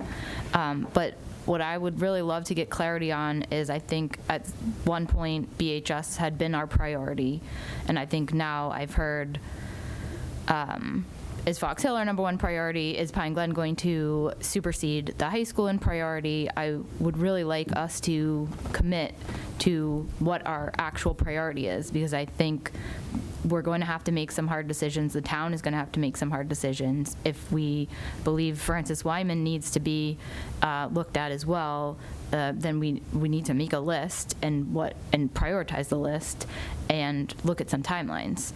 But I'm concerned that, I don't expect BHS to get picked again, so I definitely want to move forward with the BHS, and I don't want, I'm concerned that other things may be trying to take priority over BHS, and I really just want to make sure that we're all aligned on those priorities. Thank you. Madam Dr. Chair, Conti. just through the chair, Yep. Ms. Massardo, I guess what I would offer is if there's information that you need that would help the committee have that conversation. Again, I'm just trying to share the information that we have. If when we hire a OPM for the BHS project as we have it, maybe we can invite the OPMs. They work for us, so Doran Whittier and future OPM, whoever that is, to help have that conversation. I honestly don't have the expertise to tell you exactly what sort of building is. I mean, I can tell you our science labs are deficient, but I don't know from a construction perspective, which is really why we are looking for these outside groups to have. But there's information that you want that we can provide. Please let us know what that would be. We don't have to wait till 2027 for a master plan either. If the committee really feels like it's important, we can always, if 2017 is not recent enough, we can always look at accelerating that work as well. Ms. Bond? I just wanted to, say that I'm happy that we are focusing in terms of the high school project on the labs. Again, if you go back and look at the survey that you provided to us on page 11, there's actually a section that does address the importance of them considering schools based on guidelines for improving science labs. So that might be something people want to look at very closely. Thank you. And add from my report, my reading. So as Dr. Conti mentioned earlier, we did get the almost 400-page facilities audit from 2017 that we're calling a master plan. And I noted a few things in the report that reminded me when I joined this, when I first saw that report, that on page 221, it states very clearly that the next priority is BHS. We can change our minds about that, but since 2017, it's been pretty clear to me that that should be our next priority, and I have felt that. And that's why we kept applying for MSBA money for the high school. I regret that I went along. I mean, we all sort of thought, well, if we keep applying and they've told us it's a good project, and I kind of regret that we didn't push sooner. I'm very glad that I pushed enough that we now have money that town meeting graciously has allotted for us to do a full feasibility study, and we really do need to look at it. On page 238, it did say, because another thing that I learned in 2017 is that the high school has good bones, but we really need to renovate it. And I've been talking about renovating the high school since 2017. Well, when I read it on page 238, it says that the structural assessment was based only on visual assessment. It was on the exposed evidence of the architecture. So that structural assessment of it having good bones, it makes me think that it wasn't, if a full feasibility study is done, we may find something different. We might find that it's structurally sound, and maybe Mr. Kuhn is putting his hand up, and maybe we have other reports, and maybe it is structurally sound, but that concerned me. There also are the issues that came up when we did do the HVAC feasibility study, the one that found what all the other triggers are. So there is no sprinkler. I don't want to scare people, but maybe it's time to scare people. I don't know. There's no sprinkler system at the high school. So even though there may be less than 900 students here, we have almost 900 students and all of our staff here, and we have no sprinkler system here. There is asbestos, which people know is considered safe if it's not disturbed.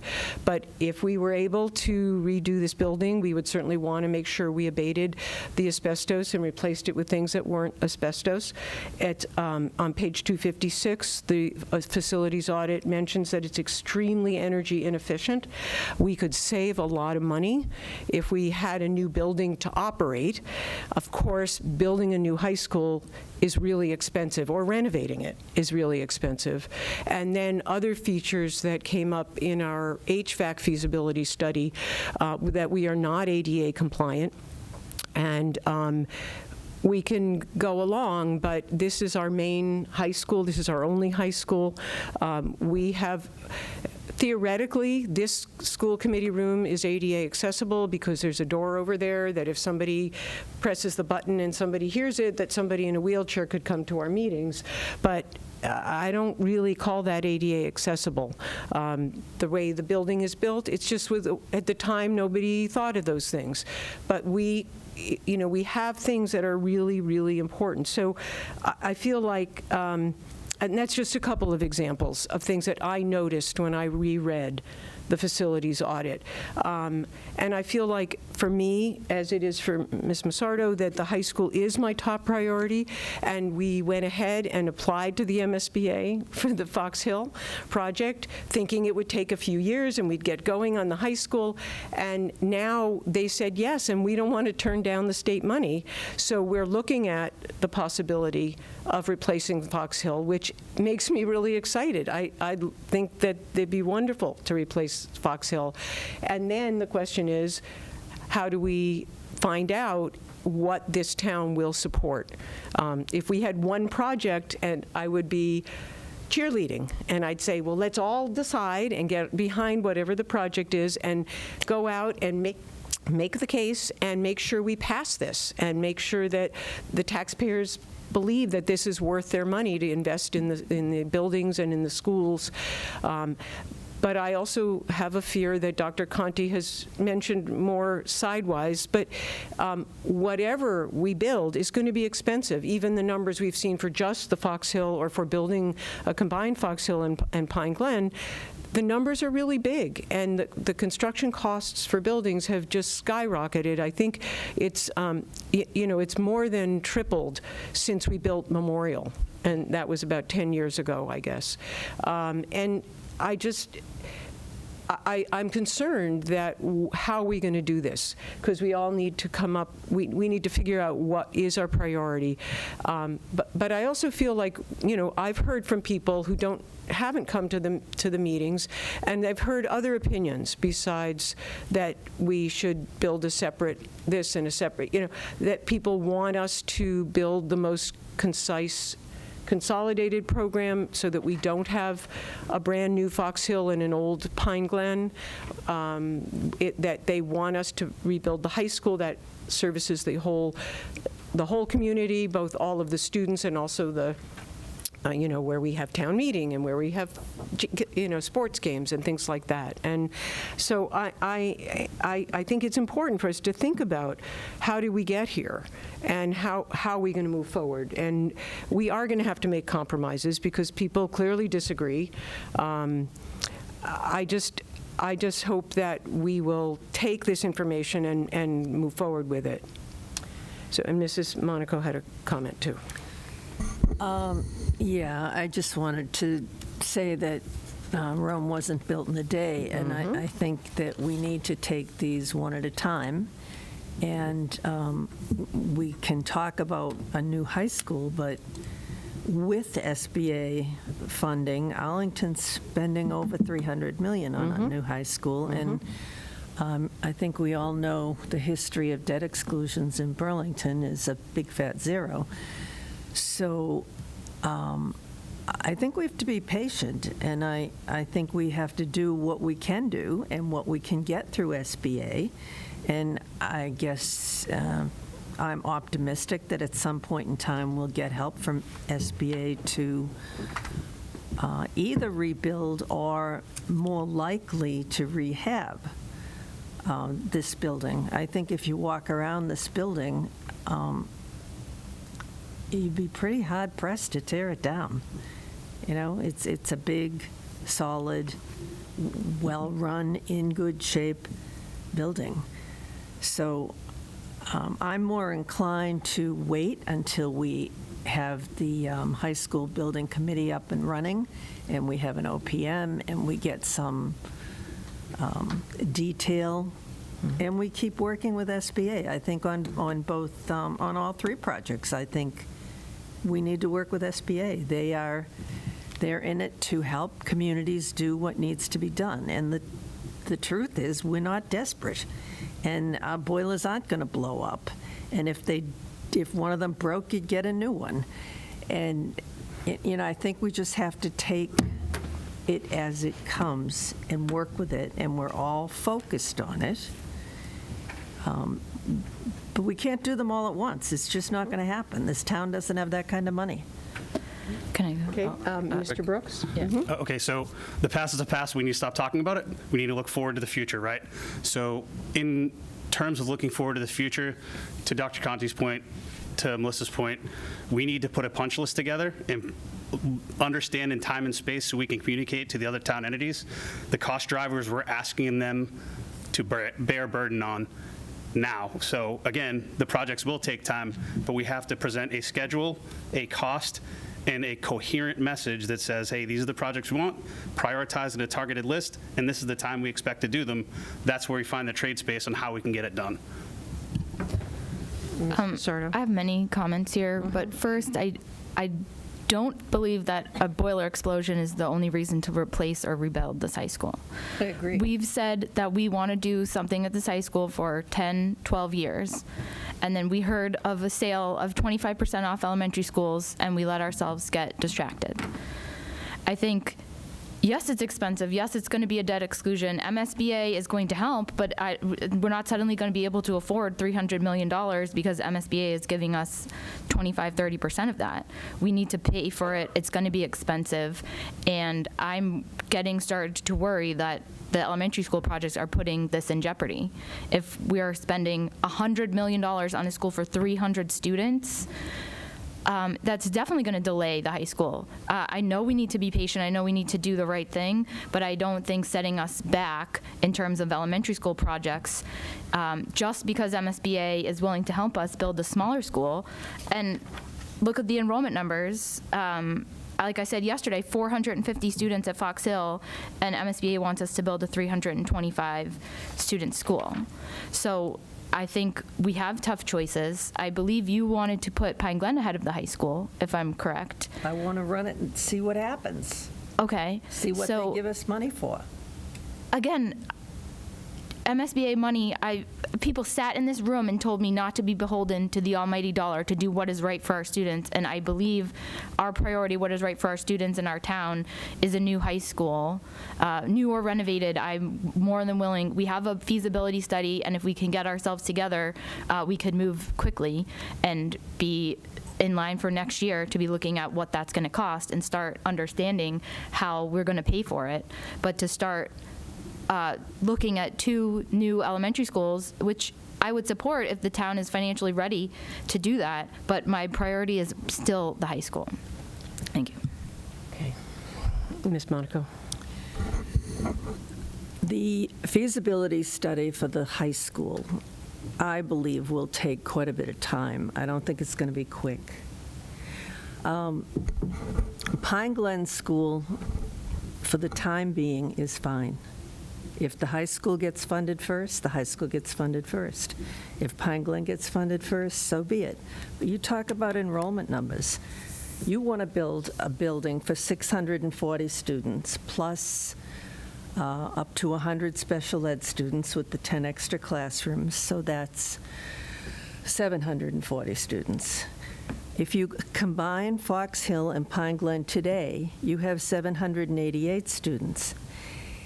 You're looking at an 800-student school. It is too big. It is not right for this community. I'm not going to debate. Slow down. Excuse me, can I ask Dr. Conti to explain that again? Because I think we keep having these conversations, or Mr. Cunha, I just turned it off. Sorry. I'm asking Dr. Conti if he would explain, because we have this conversation repeatedly, and I'm wondering if you can explain it in a way that makes sense to everybody. Madam Chair, I'm going to just ask for a bit of a clarifying. Explain. Okay. What would you like me to explain? I'd like you to explain, well, We need to compare apples to apples and gen ed numbers to gen ed numbers. so, yeah, these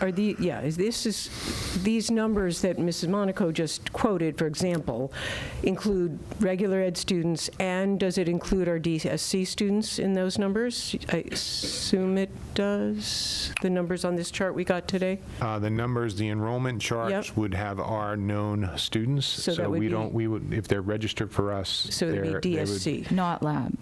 Not lab, Right, correct. So but they're- not lab. So they're not apples to apples. So what I want to know is, Mrs. Monaco's stating that there would be 800 students in the building, and I'm not quite sure, I don't believe that, but I don't know what the number is, and I'm wondering if you have a better way to explain that. I think what causes some of the confusion are when we talk about capacity versus enrollment, and I think they're two very separate numbers. So the example, the way I sort of think about it myself is, Bob, what's the capacity of a school bus they have on the side? Is 77. 77. So that's the MSBA number. So from MSBA, we have to sort of work with them. We have to use, because we're spending some of their money, we have to use their enrollment projections, and they actually are working with us because of our community standard is different than the standard they apply. That's the 18 versus the 23. We've all had that. So just think of the 325 and the 640 as that 77 that's sort of stuck on the side of the building that MSBA looks at given all of the parameters that we have. It's a rare instance when our enrollment is going to match whatever that number is, just like we rarely have 77 students on every school bus. We may have more, we may have less over time. So I just think that that's what I would say. So the 325, again, is what they're saying is the capacity. We could have fewer or more students enrolled. The redistricting is a tool that we have, but that's a tool that we all try to use as sparingly as possible. And it may be driven by a new school, as it was when we built Memorial. But you all know there could be other population changes that cause us to think about redistricting more frequently. So I don't necessarily want to say where we enroll students, we have some control over. And again, so I think Ms. Simon, Madam Chair, that there's some confusion between enrollment and capacity. Right. I think you all know our district special ed classrooms have a regulatory cap on the number of students that can be enrolled. We rarely reach that cap. So again, I think, and there's also an age group differential as well in terms of that happening. So again, we have the capacity for the number of students at, say, 10 per classroom, just like that 77 on the bus, but the number of students that are enrolled are really dependent upon, and they fluctuate widely year to year. Okay, I'm not sure this is productive.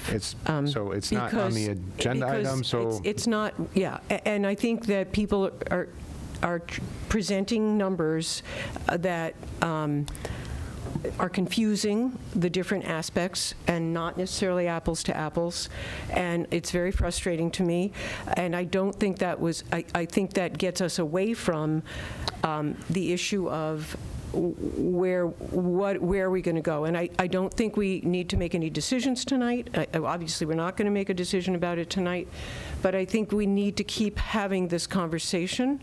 I think it's really important because people are coming from very different places. I've been thinking really hard about how to make this conversation productive. I don't think I've figured it out yet, but I think it's productive that people have stated what they've stated tonight. I do want to make another comment about the history, which is, I know in the past, as far as I know, from time of Prop 2.5, there's only been one debt exclusion or override vote in Burlington. So I don't think that's a good way to judge whether or not Burlington would pass an override. I know it didn't pass, but there was only one, and it only lost by a few votes, to my understanding. It was not a big vote. So I don't think, again, I don't think we can use that. People keep saying, well, no one will pass an override. I personally don't think that's a useful way to look at it or to refer back to our history. And I do think we need to be patient, but I don't think that we should continue to wait, because I've been on the school committee now for 9 years, and we've been talking about these projects, and I think perhaps maybe, Mr. Brooks, you could propose a structure that, a chart that we could look at, or something, I don't know, that we should continue to have this conversation. I don't think that we've done, as a school department, very good job of making plans realistically and putting it on the town capital budget and the debt levy, the debt schedule. It's not debt schedule, that's the word. So there's a town has a capital budget plans, and then they have a debt schedule. The school department contributes to that. I don't think we've been realistic. We try to stay within what's available, because we know that money doesn't grow on trees, but we also, I'd like us to also be able to look at what do we feel is the best thing for all of our students, for the most students that we can benefit from, and I'm concerned about that. So I'd like to try to wrap up this conversation, but if somebody has another comment, yes, Mrs. Monaco. I think that to suggest that Mr. Brooks come up with something is totally out of line. Oh. It is the job of the administration to come up with these things and bring them to us. So it might be a good idea for you to suggest to Dr. Conti that he and Bob put some effort into what you're looking for. I agree that it's more appropriate for for Dr. Conti and Mr. Cunha to come up with that. Although, if any of the school committee members would like to give input to that, that would certainly be appropriate. I'd absolutely be willing to lend my expertise to this process. Okay. I think we all would. I would like to see a 10 to 15-year plan, 20 if we need to, that includes, what we do with Pine Glen if we build a small Fox Hill high school, what happens to Pine Glen when Pine Glen gets touched, and then when Francis Wyman would subsequently get touched, et cetera. Okay, and Martha, one other thing. I think with the new building committee starting up for the high school, that you really need to give it a chance. And evidently, there's a hand raised. Yeah, okay. Ms. Bond? Yeah, Dr. Conti, And Mr. Cunha, I thought we had a plan that was put out there a while ago, and perhaps maybe we just adjust that and make some of the changes suggested this evening. I can't remember what year it went out, but I just saw it within the past week.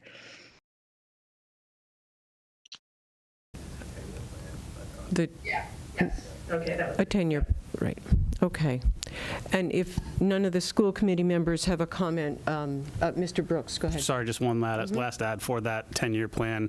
I think it's also prudent to take into account capital investments for life cycle replacement costs. Hey, we're getting to end of life for roofs, and kind of weave those in as well, so we can have a more clear picture of large cost drivers as we move forward, because it's not just buildings. You know what I mean? Because we're going to try to maintain them the best we can. So understanding when we hit end of life for things and trying to get ahead of those would be helpful, as well as we program that into the budget, program it into the schedule as that 10-year plan or 15 or 20-year plan goes forward. And I think there was a hand. Are you interested in speaking on this agenda item? Thank you, Mr. And if you could state your name and such. Thank you. Thank you, Ms. Chair. Thank you, Ms. Chair. Adam Sinesi. I'm a resident of Precinct 1. I'm also a town meeting member. I just want to say that I agree with a lot of what's been said, that we do need a timeline moving forward. I do assume that some of that timeline has been built. As a town meeting member, I've seen aspects of the high school built into the 10-year plan. We understand that those are placeholders. But also last year, I just want to remind everyone, and I know everyone remembers, but last year at town meeting, you did ask town meeting for $1.5 million for a feasibility study towards the high school. I think what's implicit there is that whatever happens up at Fox Hill happens, that the high school should indisputably be the next thing in the queue. I'm feeling like there is some consternation within this committee as to where to prioritize things in the queue. And I think if you're going to ask taxpayers for money for any project, you really need to own the project that you're working on at this time. So I think that the implicit agreement that we have with town meeting and school committee and the community is that we're moving forward with the high school. That is the next on the docket. I hope we can move beyond some of this consternation. Does that be in the next project? Thank you. Thank you. So are we ready to move on? Okay. So, Dr. Conti. Okay, shifting gears.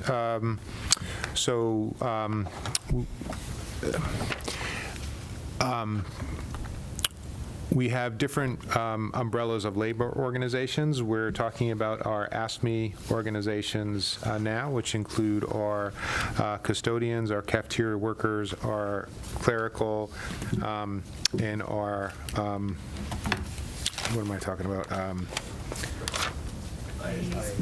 IAs, sorry. Lost my train of thought, so thank you. Three of those groups are custodians, are IAs, and our cafeteria workers. Their 3-year contract ended in fiscal '23. We have other union groups whose contracts, 3-year contracts, end in fiscal '24.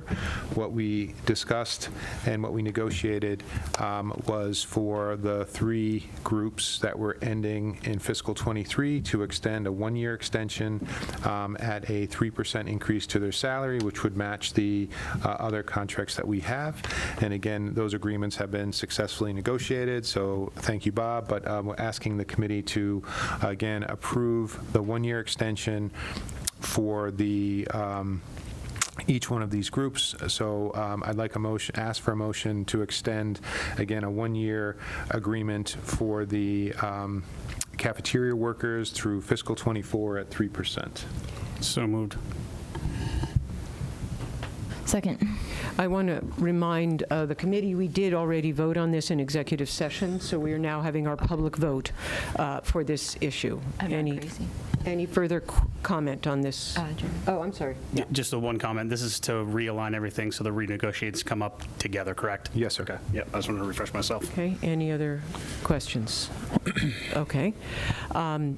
Ms. Bond? Aye. Ms. Monaco? Aye. Ms. Massardo? Aye. Mr. Brooks? Aye. And the chair votes aye. That's 5-0-0. And now we would like a motion. Oh, go ahead, Doctor. No, second motion, we just did the instructional assistants. No, we did CAF. CAF, okay, so I'd like the same vote for the instructional assistants. Again, a 3% increase through fiscal '24, again, a 1-year extension. So moved. Second. Okay, any discussion? Ms. Bond? Aye. Ms. Monaco? Aye. Ms. Massardo? Aye. Mr. Brooks? Aye. Chair votes aye. That's 5-0-0. And again, final motion for the custodial staff, again, a 1-year extension, a 3% cost of living increase. So moved. Second. Discussion, Ms. Bond? Aye. Ms. Monaco? Aye. Ms. Massardo? Aye. Mr. Brooks? Aye. Chair votes aye. That's 5-0-0. Thank you. There was one ASME group, that's our clerical, that was on a different contract cycle, so their contract had not ended, so they had a settled agreement in fiscal '24, and that settled agreement was for a 2.5% cost of living increase. Because the teachers settled for a 3 and we extended all of the other ASME groups at 3, BOM went back and reopened with the clerical again, and they requested this as well. It was a mutual agreement, and so their contract doesn't need to be extended because it's already on cycle, Mr. Brooks, so we start that cycle. But what we would like to do is bring their cost of living up equivalent to everyone else's, so that would mean we'd like to a motion for the school committee to approve a 0.5% increase to bring the clerical up to a 3% equivalent to all the other ASME groups for fiscal '24. So moved. Second. Okay, any discussion? Seeing none. Ms. Bond? Aye. Ms. Monaco? Aye. Ms. Massardo? Oh, a comment? Point of clarification. Okay. 22-23 calendar year. So the fiscal year that just ended.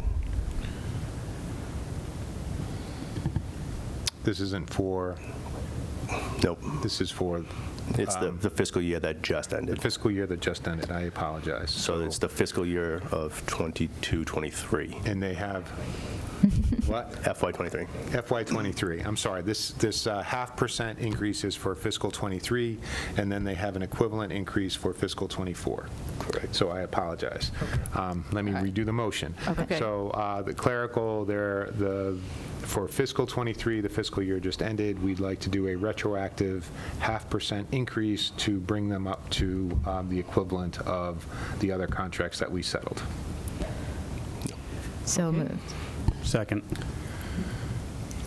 Just one clarifying question. So it's a retroactive pay raise. We have ceiling in the budget currently to cover that. It's not going to, okay, right on. That's all I need to know. And does that put them on the same cycle as Yes. the others? Okay.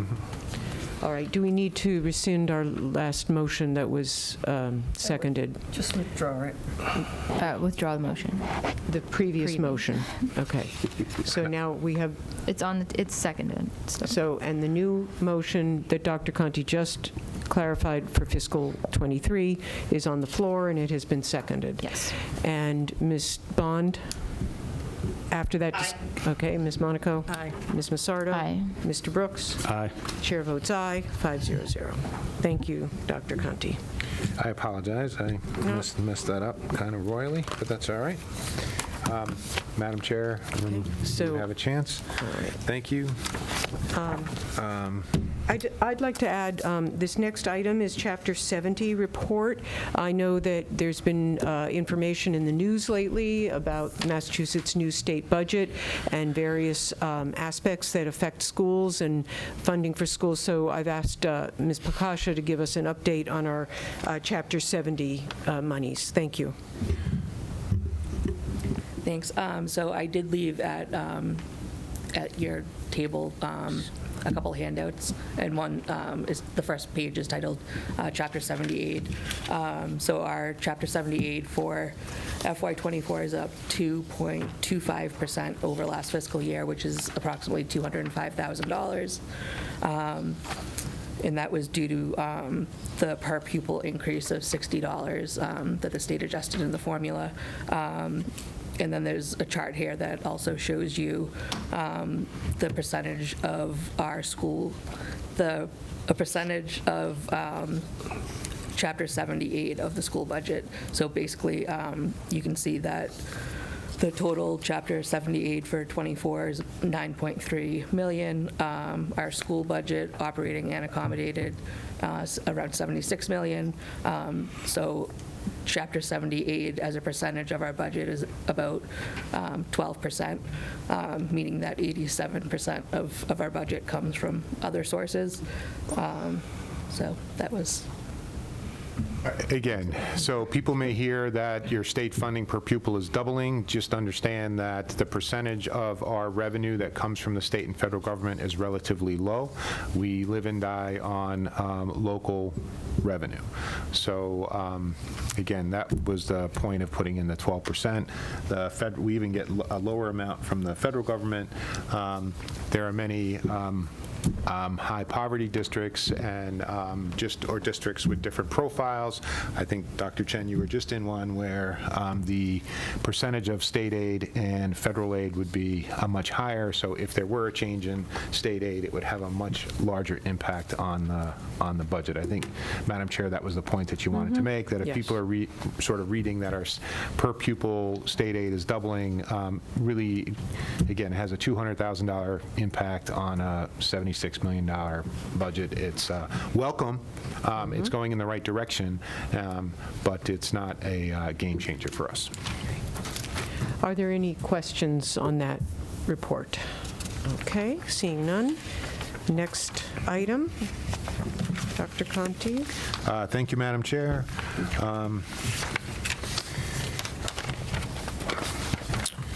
We are asking the school committee to accept the part-time athletic trainer into the BEA.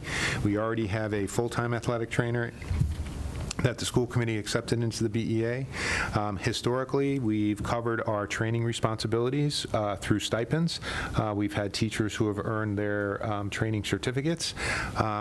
The level of care and the complexity and the demand for time has really outgrown solving this coverage with stipends. We haven't had any people apply for the stipends.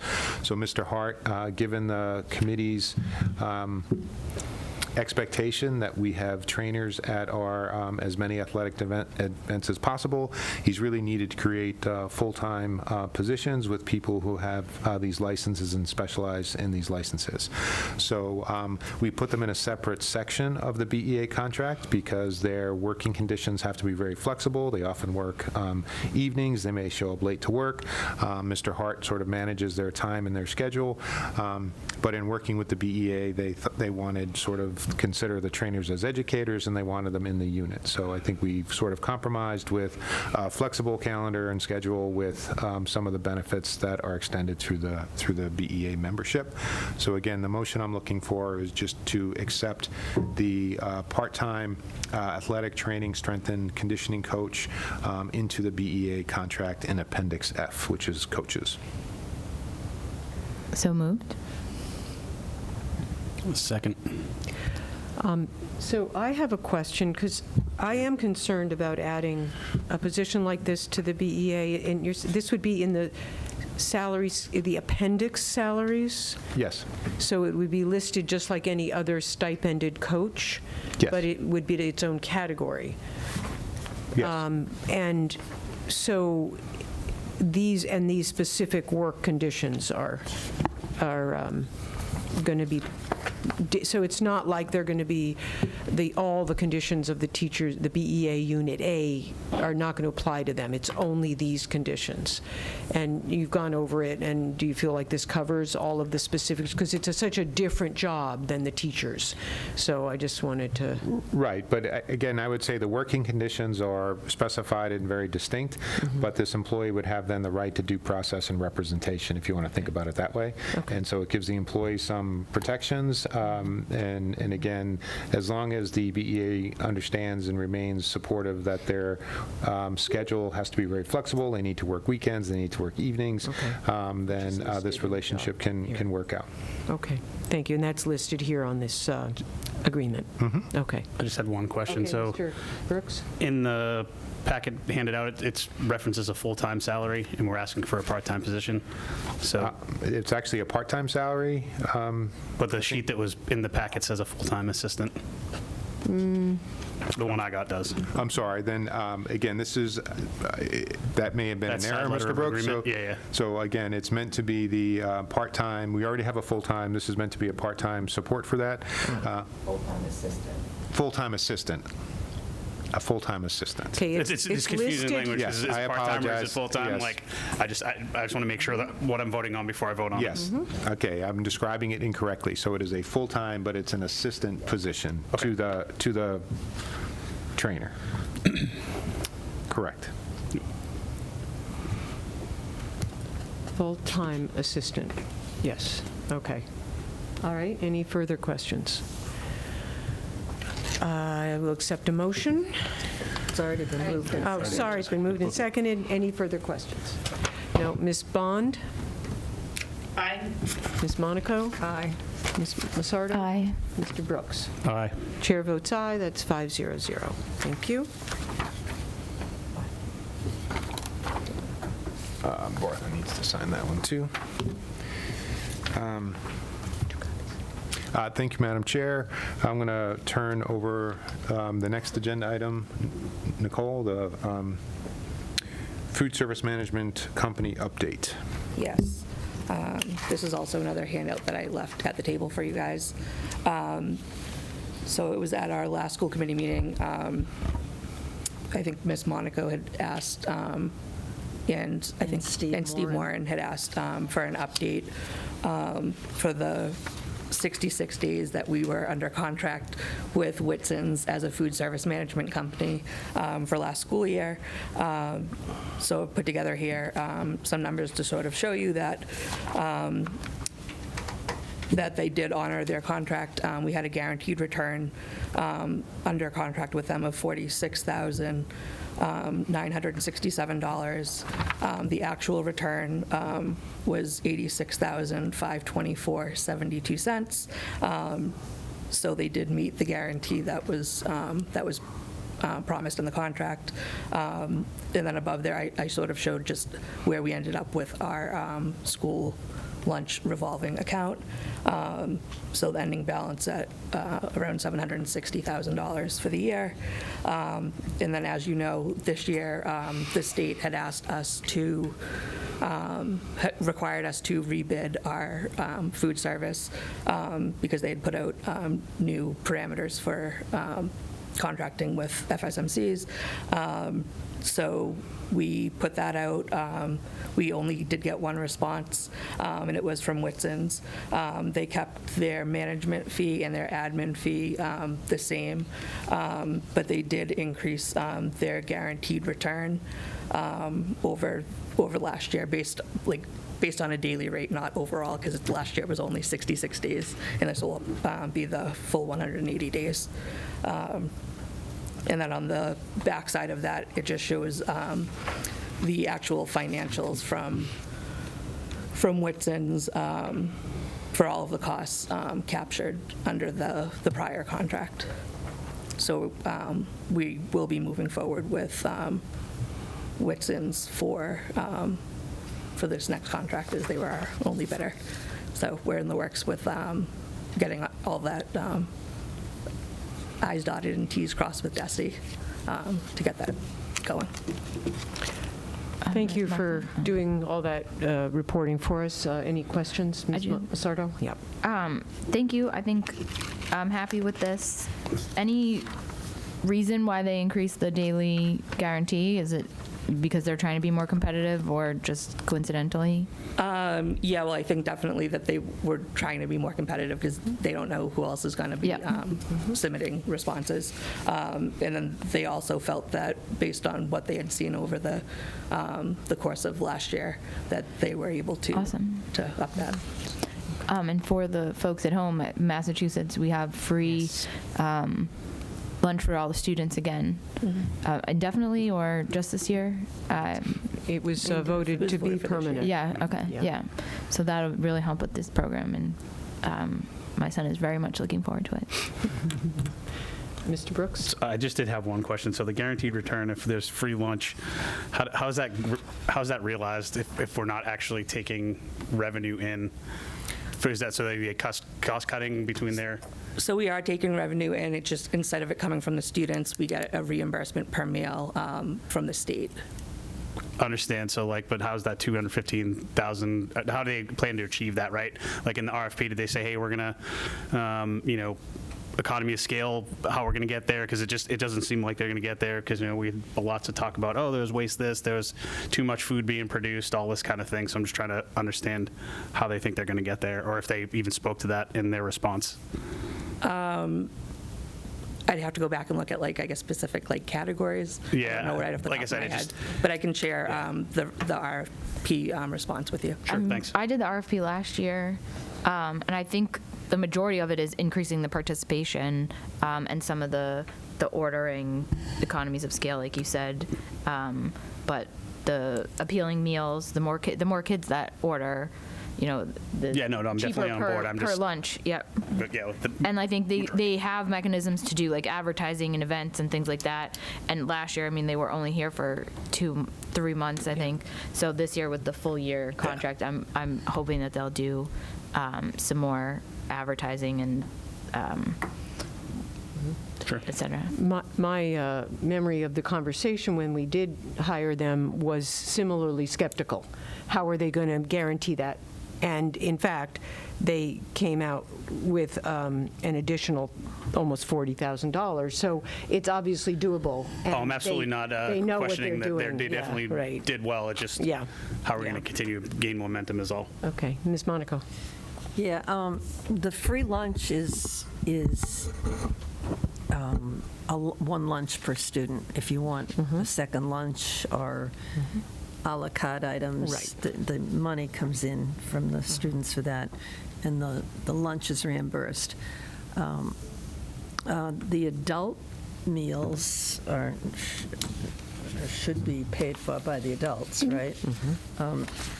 So if you look at this, employee meals, which employee meals are these for $25? That doesn't make, Oh. That's expense. huh? You're looking at expense. On this list, is there an amount of money that came in from à la carte or teachers' lunches or? Yes, if you look at the top, revenue. Yeah, The the first à la line's carte. à la carte sales, the second, adult sales. Ah. It breaks out all the revenue that came in. Okay, are there any changes to the contract? Anything to do with plastic use, food waste, or not? No. Okay, and I thought, when we talked about it the last time, I thought that you had told me the amount in the revolving account was like 800 or 900 or something. Do you remember? So I guess what I'm trying to compare is what we had when we started versus what we have now in the revolving account for the cafeteria. Yeah, on the first page, it shows you the start of year balance. Yeah, but not the ending start year of the balance. year. I mean the start of Whitson's, March 6th. Yep, and that's the financials of the second page. That shows you all the activity.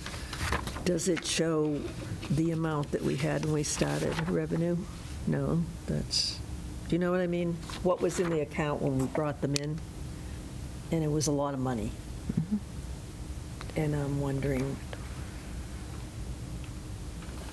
has that, there's a lot on this page, and I didn't have it at home to study it.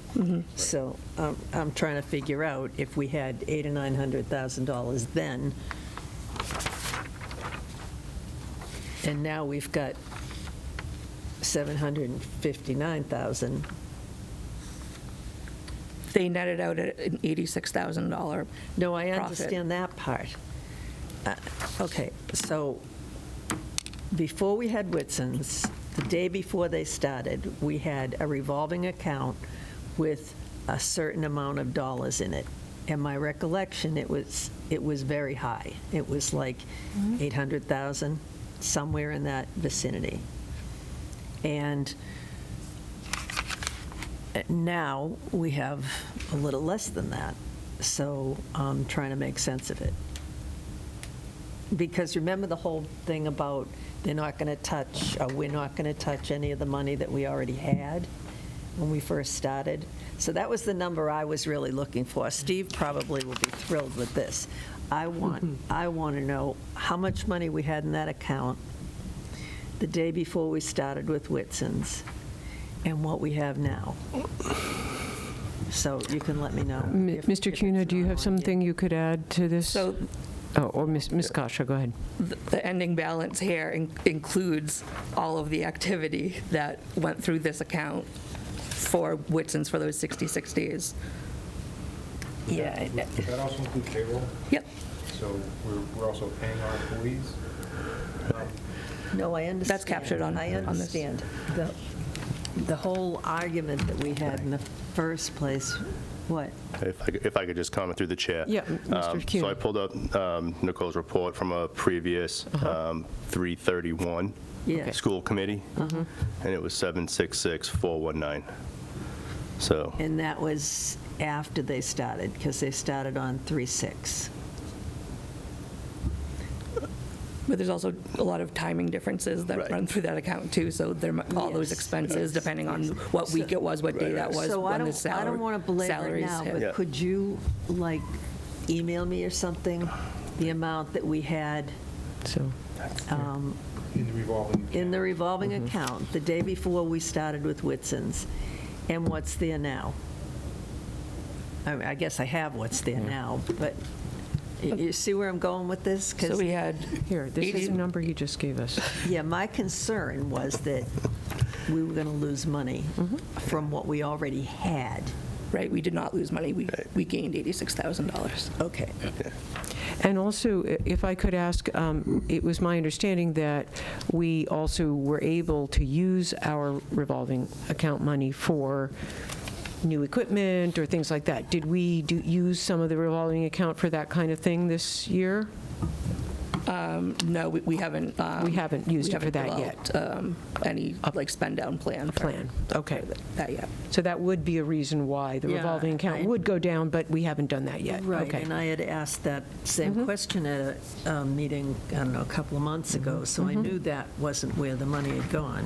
So anyway, I'll probably email you with more questions Okay. about it. Could the delta have come from like the lead lag on invoicing? Because the way you said 766, it's 759, so it's like a $7,000 delta-ish.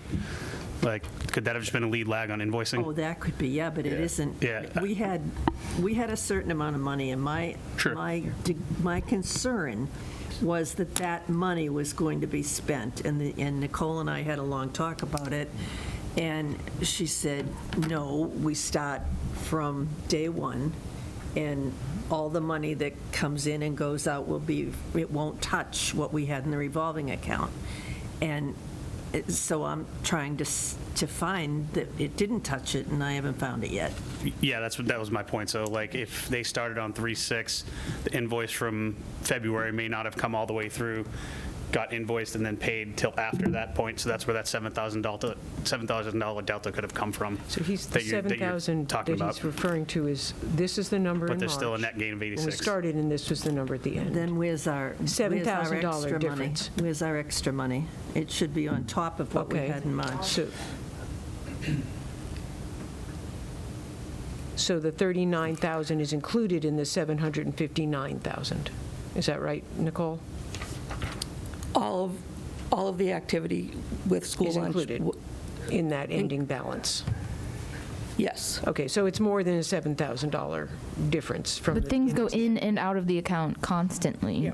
And so, like, if a bill from before Whitson's started got paid after they started, it would hit them count after.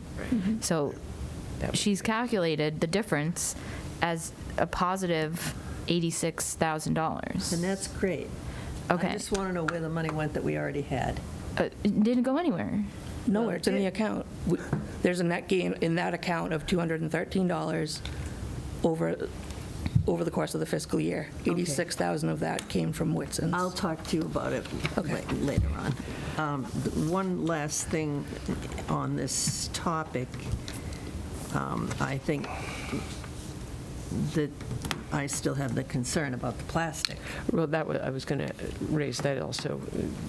And I think that's something that we should address later. It's something we can put in as a policy. Maybe. And the Whitsons would have to follow our policy, and if it meant adjusting something, we would have to work on that.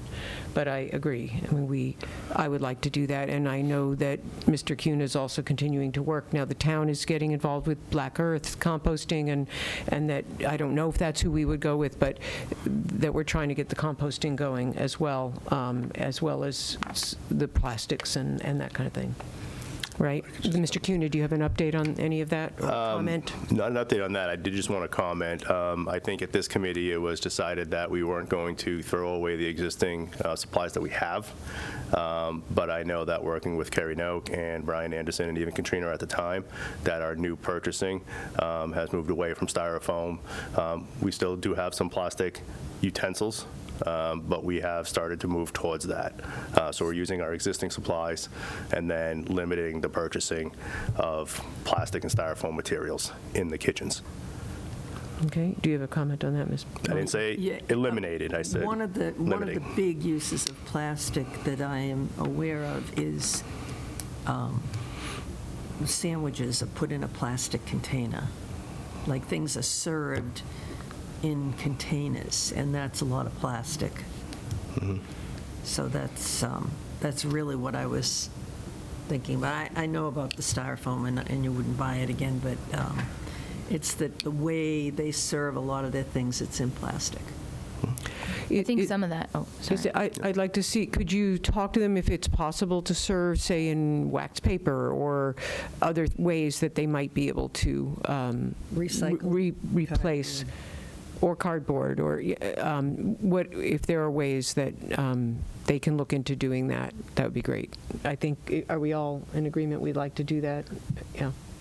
Ms. Massardo, you had a I was going to say, I just think some of the packaging or serve safe requirements, like the individual fruit, I think has to be wrapped. I think those are serve safe requirements. So as much as we'd like to reduce waste, I think some of those are safety requirements. Okay. All right. And question, Mr. Brooks? No, I remember us voting on the policy earlier with some sustainability measures in it. I don't know if that could be leveraged, again, Right. within the guidelines of Serve Safe.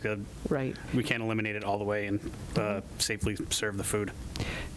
Is it possible for you to grab that policy, which we do have in place, and make sure that that's supporting what we're asking for through their ordering and serving and things?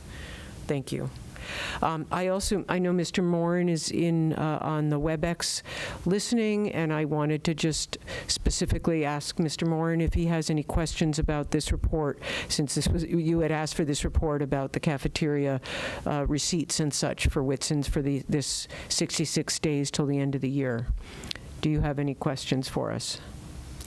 I have not had a chance to actually sit down with it. I was sent it about a minute before the meeting, and I actually joined very late. So I will follow up offline for any additional questions or comments. Great, okay. Shall we move on? Yes. Okay. Thank you, Madam Chair. Our next thing is capital warrant article closeouts.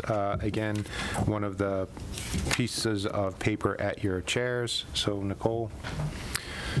Yeah, so there's another sheet with capital articles. We have 4 listed on here, and I think that we wanted to have, I guess, some discussions about closing out these articles. For instance, for Pine Glen, the HVAC upgrades, the original amount for that warrant article is $500,000. We did put that out to bid, and it came back at $890,000. So obviously double the project costs. We weren't able to move forward with it, and there's sort of similar instances with these other ones listed on here. So if Bob would also chime in, he has more of the specifics about the other projects. Mr. Cuna? Yeah, again, through the chair, I think Ms. Koch did a great job explaining it. It's not that we want to forego these projects. We're really looking for the committee's input, given the fact of earlier conversations and previous conversations we've been having regarding, let's say a Fox Hill, Pine Glen, or even the high school. So, for example, the high school front parking spaces, I know we had discussed previously, the cost to do the construction out front in the horseshoe was double at the time, more than what we had requested, and not knowing exactly what's going to happen with the high school and the timing, we decided to put that on hold. That's back at the table right now, asking if that's still a priority or if it's something that we would like to relook at for the high school. Can we just take that one just by itself? Because I thought we had decided that we were going to say, no, we don't know what's going to happen at the high school. The project cost has doubled, so we'd like to close that out and return the money to the town. Is that the understand? Mrs. Monaco's shaking her head. Does that? It may not have been something that you had a part of the conversation, but if let's have a. Are we comfortable? Would people like to vote? Mrs. Bond, did you have a comment on that? Okay. I actually agree with you, Martha. I think we thought that we were not moving forward with that for that same reason, because we weren't sure what was going to happen with the high school. So I would entertain a motion to accept this Return of the $60,000 for the front parking spaces at Burlington High School that were allotted to us in May of 2018 by town meeting. I'll move that we close it out and return the money, and then your wording. Okay. Second. And any further discussion on that? Okay, Ms. Bond? Aye. Ms. Monaco? Aye. Ms. Massardo? Aye. Mr. Brooks? Aye. And I vote, chair votes aye, and that's 500. And can we look at the, and so now could you go back to Mr., do we want to talk about the Pine Glen project separately then? Is this something where we want to say we're going to decline it, or do we going to, that one seems to me to be one where we might want to relook at the project, and maybe we could get a project that would only use that much money and not return it, not close it out at this point, or are you recommending that we close it out? What are you recommending? I'm not sure, Ms. Kasha or Mr. Cuna. I would think for the staff at Pine Glen, I'm not recommending that we return it. I think if we did want to look at a smaller project, that either myself and or Ms. Caution would need to look at the wording to make sure that we could actually half the project as proposed. So it's possible that we may have to actually go back to ask for a request to reword it. And then I guess at some point the question would be is even if we were to half the project, if that would be something that we would put on the request this year for a phase 1, phase 2 to then complete the project. So You mean request to town meeting in our capital warrant? for additional funding to correct. So is that your recommendation? What's your recommendation, Mr. Cuna? My recommendation, and it would be not to give the money back, but consider doing the project at a scale, also seeking the commitment from the committee for additional funding at a future meeting to request the additional work. And again, that's very similar how we did the project at Francis Wyman. We did the upstairs first. That tends to be the hottest places, and then we followed up, and then sort of we did phase 1 and phase 2. Okay, so this is listed as HVAC update. So is this air conditioning for Pine Glen? Is that what we're talking about? Okay. So I like that idea of doing it phase 1, phase 2 like we did at Francis Wyman. Do we need to change the wording of anything to make that happen? Ms. Kasha? I'm going to ask town council on that one if that would need to be revoted based on like a different, if that's considered a change in scope of what was voted. Okay. So I can reach out and get a response on that. I have a question. Any other questions, Ms. Massardo? If I remember correctly, this also, the part of the idea of the units, right? The individual units was that the heat is sometimes uneven. Is that going to be, are we going to need to do something in addition for the heat? So again, through the chair, the intent with this purchase was that we were going to use heat pump split units, so they would also provide heat as well as air conditioning. And because they would be specific to a space, right. Then you would have individual controls in addition to the existing heat that we already have in the building. Okay. So you don't need them for heat as much as just air conditioning? We could use them as secondary heat when needed, but we would preferably use them more for air conditioning in the hotter weather. Okay. Mr. Brooks? I kind of echo Ms. Kasha's concern with the allocation. So the money's been allocated for a certain project, and I think this does significantly change the scope. So if we could delay, is it possible to delay this vote until we get that answer back? Yeah. Okay, Ms. Monaco? Could you get it on a town meeting just to change it from covering the whole project to doing Part A? I mean, all town meeting has to do is vote to let you use it for. Yes, I'm going to reach out to town council to determine if that's necessary. Okay. Right, So, and if it is, you can get it on.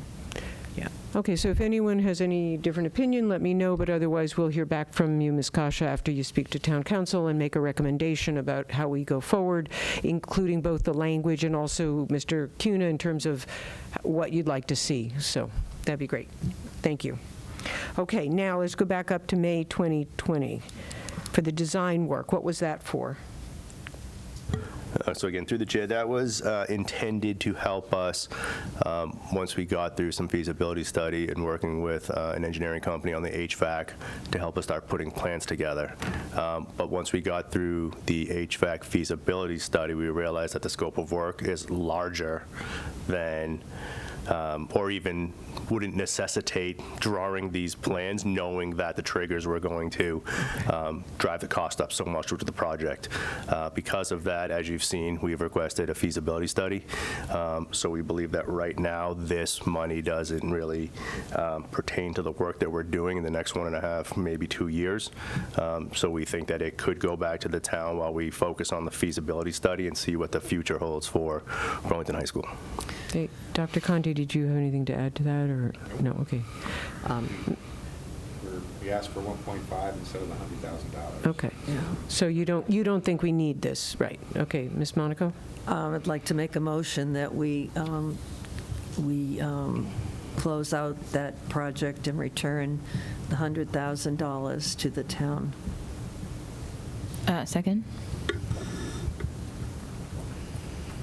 Okay, any further discussion? Ms. Bond? Aye. Ms. Monaco? Aye. Ms. Massardo? Aye. Mr. Brooks? Aye. Chair votes aye, that's 500. Thank you. And now, the Visitor Control Access System from May 2022. Mr. Cuna, if you want to explain. This one's actually a pretty simple explanation.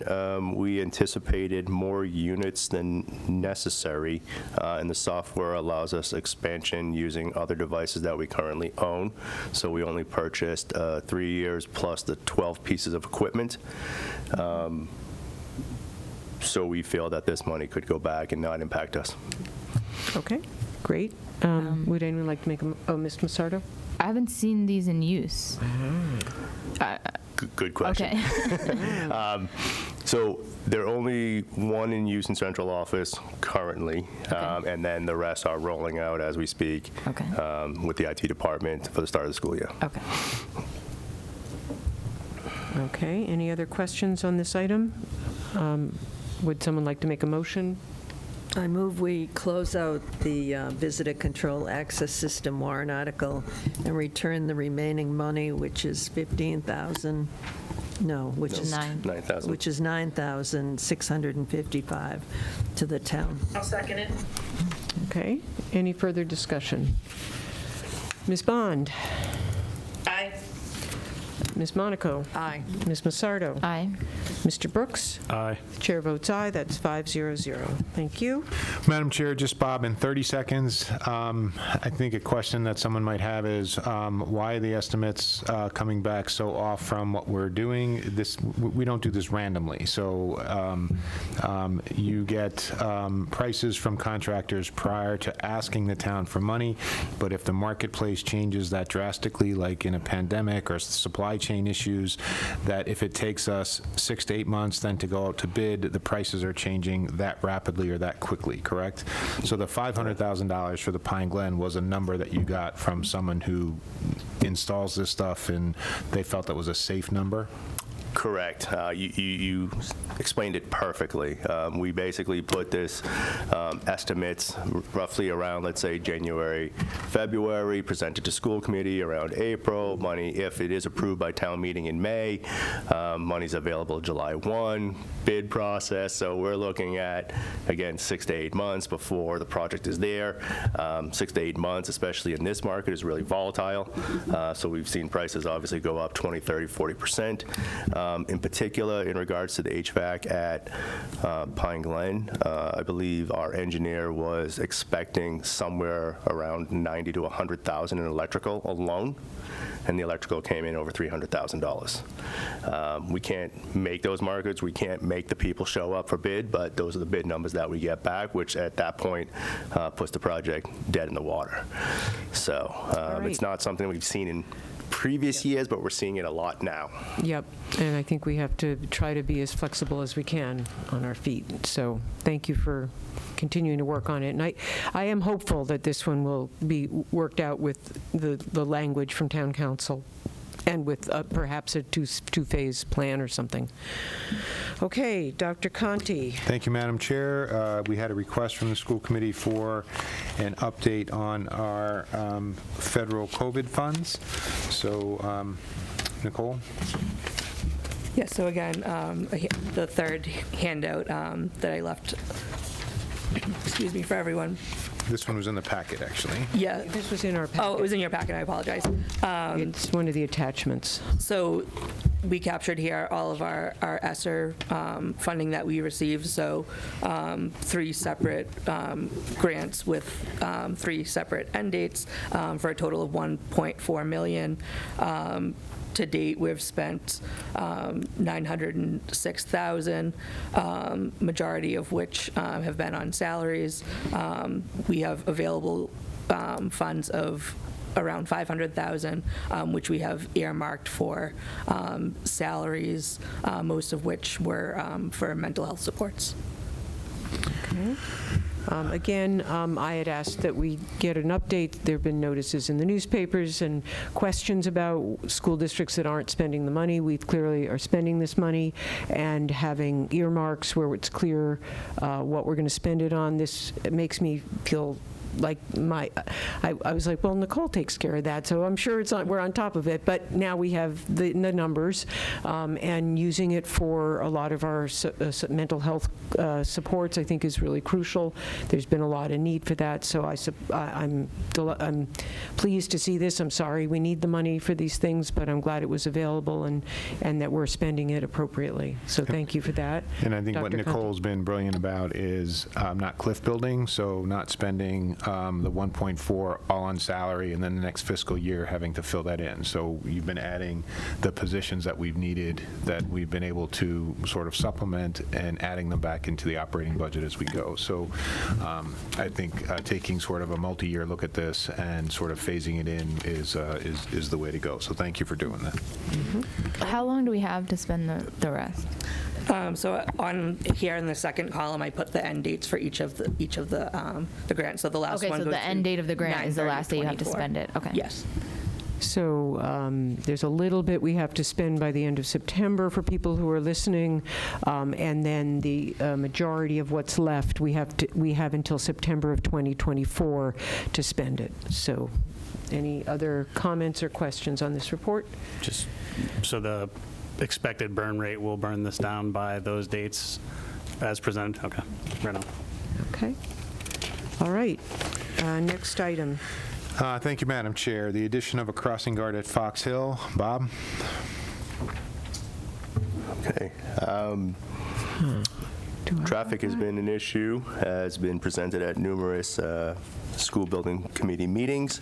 There's been a request to add an additional crossing guard to Fox Hill.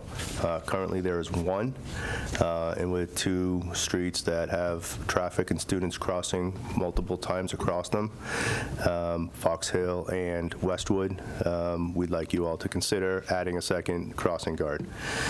I did speak to police chief, I'm sorry, not the chief, captain, and they did confirm that a crossing guard is available and could start at the first day of school. Cost. And does the budget support this? I didn't mention the cost. My apologies. It's approximately $2,100 per month. And that is consistent with other crossing guards that we currently have. We weren't anticipating it, so it's not necessarily a budgeted item. So again, I think Ms. Skosha can speak to that. But again, if you're seeking the approval, I'm seeking the approval. If you all approve it, then I think that it'll be a task for us. We can make it work. Okay. I move that we approve a second crossing guard, the addition of a second crossing guard at Fox Hill School. Second. A comment? Yeah, I just wanted to say we had the arrival dismissal audit through Safe Routes to School. Fox Hill has over between 65 and 200 walkers every day, and this intersection was identified. It does not have a crosswalk. The students walk along the crosswalk, but to get into the Donald Vincent Hart neighborhood, they need to cross back across Fox Hill Road. And currently, we kind of have parents doing one of these. activities. So we did another audit with the school resource officer and Safe Routes to School earlier in the summer, and we asked for that second crossing guards. I think that will really help that traffic flow. We also have reworked the dismissal times at Fox Hill, all in concert with Mr. Rosenblatt and Safe Routes to School. So we're really hoping to make some big changes there in terms of the traffic pattern. Bob owes me some no standing signs. Ordered. Okay. On Fox Hill and Westwood Street to really move those cars onto the Fox Hill property and out of the neighborhoods and let the students get started walking before the pickup line is leaving the building. So I'm really hopeful about the traffic at Fox Hill starting next week. Other comments? I want to personally thank you, Melissa, and all the people you've been working with to fix to work on improving the traffic and the walkers and the safety there. Working with, you've really taken on the Safe Routes to School, I don't know, single-handedly, or do you have other parents working? I have some parents now, Good, yeah. good. And you have and all the people who are working on that. It's something, the Safe Routes to School program is really helpful, but we haven't had somebody to sort of grab it by the horns and do it, and it's really making a difference. And if I understand correctly, we got money from them to line the roads and set it up so that this crossing guard will have a marked area to be in. Is that correct? So the signs and lines were not, this isn't a crosswalk there, but we got all new traffic signage and lines painted within the grounds to keep the cars away from the buses and walkers away, and also like some no idling signs so that parents are not choking out our kids while they wait pickup. Okay. And I'm going to call on Ms. Monaco, but I want to point out that we do have a no idling policy already in place, separate from the new policies, and that we should be enforcing them at all the schools. And Ms. Monaco. Is all of this activity only at Fox Hill, or is it at all the elementary schools? So far, this has been at Fox Hill. We have a parent at Memorial that's done some Safe Routes to School, and the middle school, because I think that area is all together. And then we did have a teacher also at Memorial, but if there's folks that need help spinning up Safe Routes to School at any other school, they can absolutely feel free to reach out to me. We have a district coordinator who can work with parents. We just need more.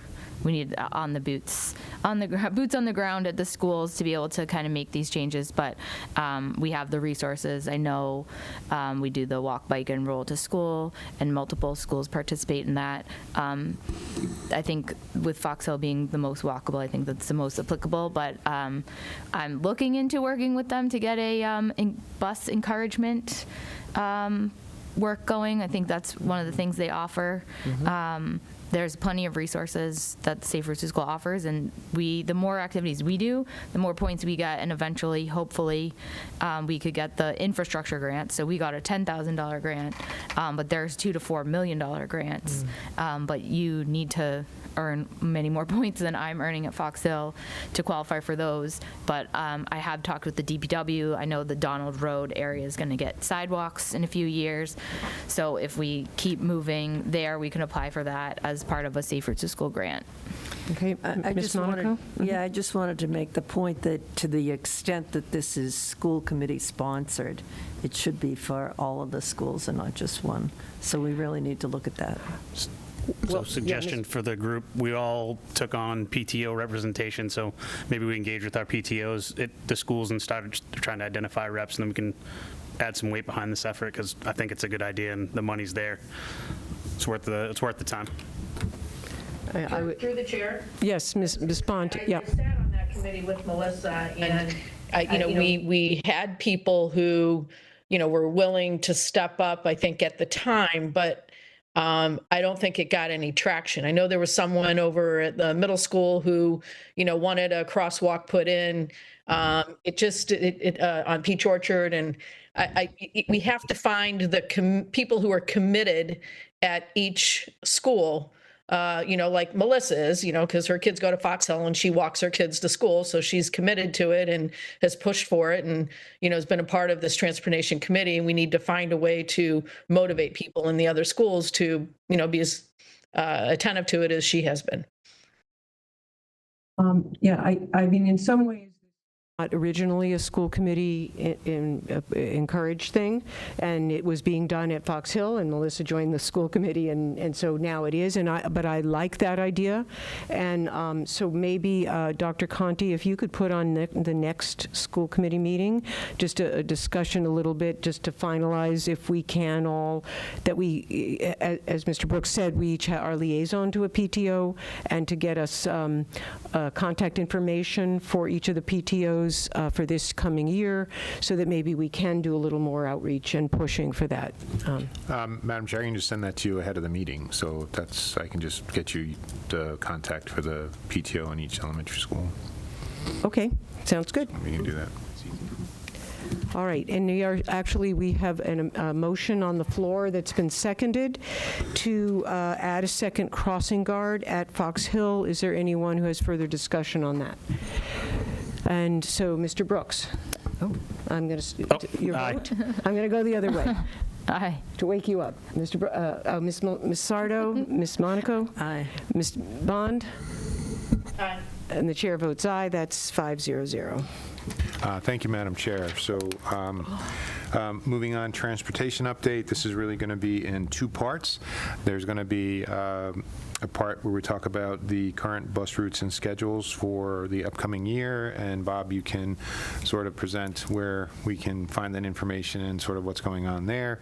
And then the second part of this, that information that we can share is we will be putting an RFP out for next year, and some committee members asked me for sort of just a rough update and timeline. So Bob, why don't you start with the part one, which is sort of where we are with bus routes, transportation for next week.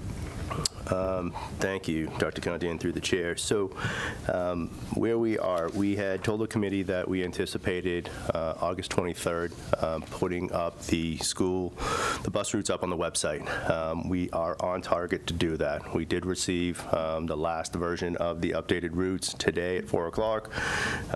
Myself, Anisha, and Peg have been updating those along with the clerical staff at the buildings. So we've taken their feedback. We've made changes. I do want to note that changes that we made last year that were either requested and approved or requested either through members here of the committee, we tried to carry those forward in every way that made sense. Obviously, if children had changed schools, then sometimes maybe that stop may have moved or not if it didn't reflect the current students, but we tried to carry them forward. So again, we do plan to have those up on the website tomorrow. And when I say the website, it's Burlington Public Schools. On the website homepage, there is a transportation button, picture of a semi-bus, and if you click that, it will bring you back to a familiar page that most parents recognize. Right now is blank, but we'll have each school and the bus routes on it. So again, staff have that, and parents can look for that tomorrow. One thing we are not doing this year is we do not plan to put up the request form that we have in previous years starting tomorrow. We do want to run the routes for the first day of school and at least the first 2 weeks. So we're putting a disclaimer up there that on or after 9/13 is when we'll open that form. Again, hopefully, as mentioned earlier, the bus company has committed and confirmed that we are fully staffed. We have 22 bus drivers. Our buses are ready to go, and a high percentage return of approximately 90% return rate on existing drivers. So I'm hoping, anticipating that we will have a good start to the year and a week's worth of notice for parents and students to recognize and understand where their stops are.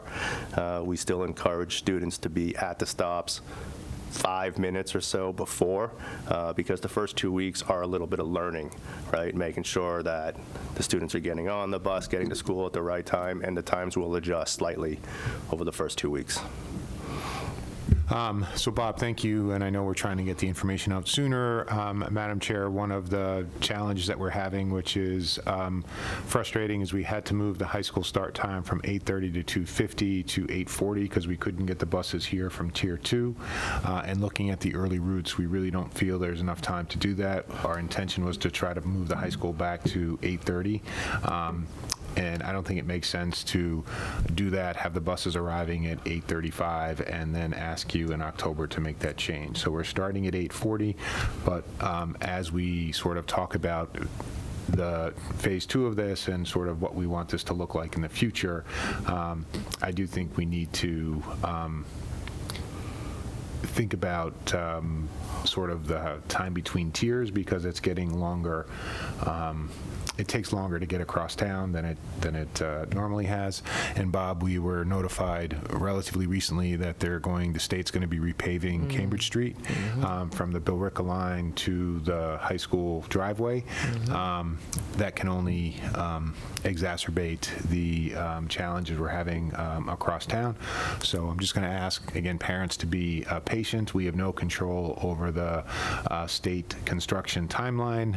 My preference would have been that they don't do this during the fall, but that's when they're choosing to do this. So we'll deal with things as they come up. But we're hoping the routes will be more streamlined, that we got information earlier out, and then we'll see how we do the first 2 weeks. And we'll obviously report back, and you'll obviously hear from folks as we move forward. So with that, again, part 2 of the transportation update is the bid process. We are prioritizing the RFP for the high school OPM, but it also takes a lot of time to do an RFP, and Nicole is going to be sort of handling both this fall. So I wonder if you have a timeline in your head, or what you're thinking about for the transportation. And again, it is a relatively structured process. Nicole, you told me not as structured as food service, but the state still has guidelines for us to use when we go out to bid. Yeah, they've been sort of helping us and making recommendations to help foster some additional competition, hopefully. So one of the things was that they wanted us to have our advertisement period be a little bit longer than we had done in the past. So I think September, October, late September, early October, to get that finalized and advertised. One of the things we may want to do is, we've always offered more service than we sort of have to offer, and it may be that we can offer some different options in terms of the RFP. So again, what I mean by that is, during COVID, because we could only have so many students on the bus, we had to put I think it was a half mile, or It varied per school, but yeah, 0.46 up to 1.2 miles. Where we weren't transporting within that radius.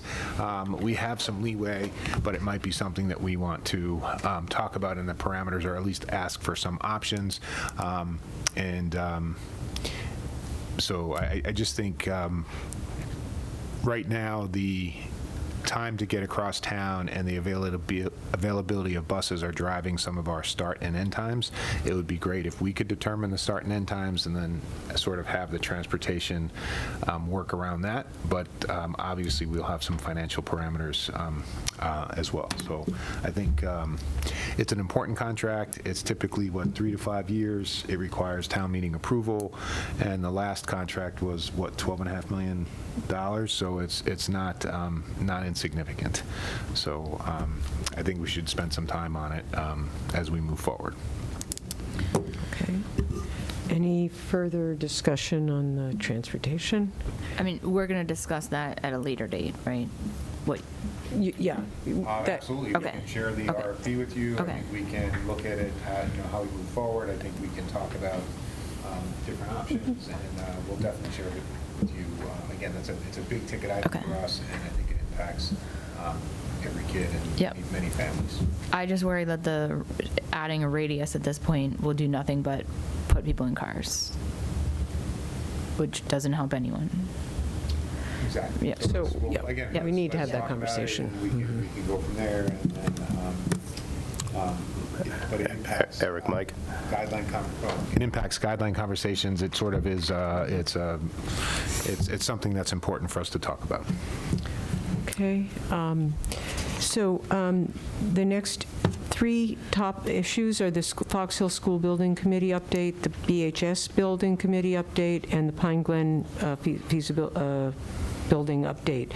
And I'd like to suggest that we do just some factual updates. If there's any reports from the Fox Hill Committee that you want to update, like the community meeting, any other logistical updates from the Fox Hill School Building Committee from either Mr. Cunha or Ms. Massardo? Again, through the chair. So a factual update is there is a community meeting on September 18th here at the high school, and there will be more information to follow, advertising online, posters, digital signs on the town common, Code Red calls going out, Parent Square communications. I'm sure I'm missing some, but again, our focus is to make sure that everyone knows, like, we will attempt to connect to every single person if we can. If someone thinks there's an avenue that we're missing, let us know. There is information on the Fox Hill Building website, and there's ways to sign up for Code Red. There's ways to contact us for questions or contact the OPM for questions. But again, September 18th, Burlington High School community meeting. So that's coming up. We also are, at the recommendation of our OPM, trying a different tool called Thought Exchange. So we just signed the Thought Exchange contract today. It'll be available for any school use, so not just for the community exchange. So we're sort of excited to get to know it. I don't know the product super well, but we're going to, again, have a demonstration. The suggestion from town council, given the conversation that we had about the referendum that was canceled, was if the thought exchange questions sort of came through the school committee, that we could have a broader, you all have the broadest charge that there is, so we could really cover a bunch of different topics. Mary Ann, we do have a meeting between now and September 18th, I believe. A school committee? School committee meeting? Yes, we have one on the 12th. One on the 12th? Yeah, we have a meeting. Just because Meeting on of the evening tonight, my suggestion is if we could work with Thought Exchange, have them put together some proposals, we'll get those out to you, and then we can decide on the 12th if that timing works. I just want to make sure, I'm looking at Bob and Ms. Massardo, if that timing works, we can come back to the school committee, and then we can sort of propose, have the Thought Exchange people help us propose something that would come out from this committee in terms of asking questions of the community and making that available. Ms. Massardo, did you? Yeah, I think the time's fine.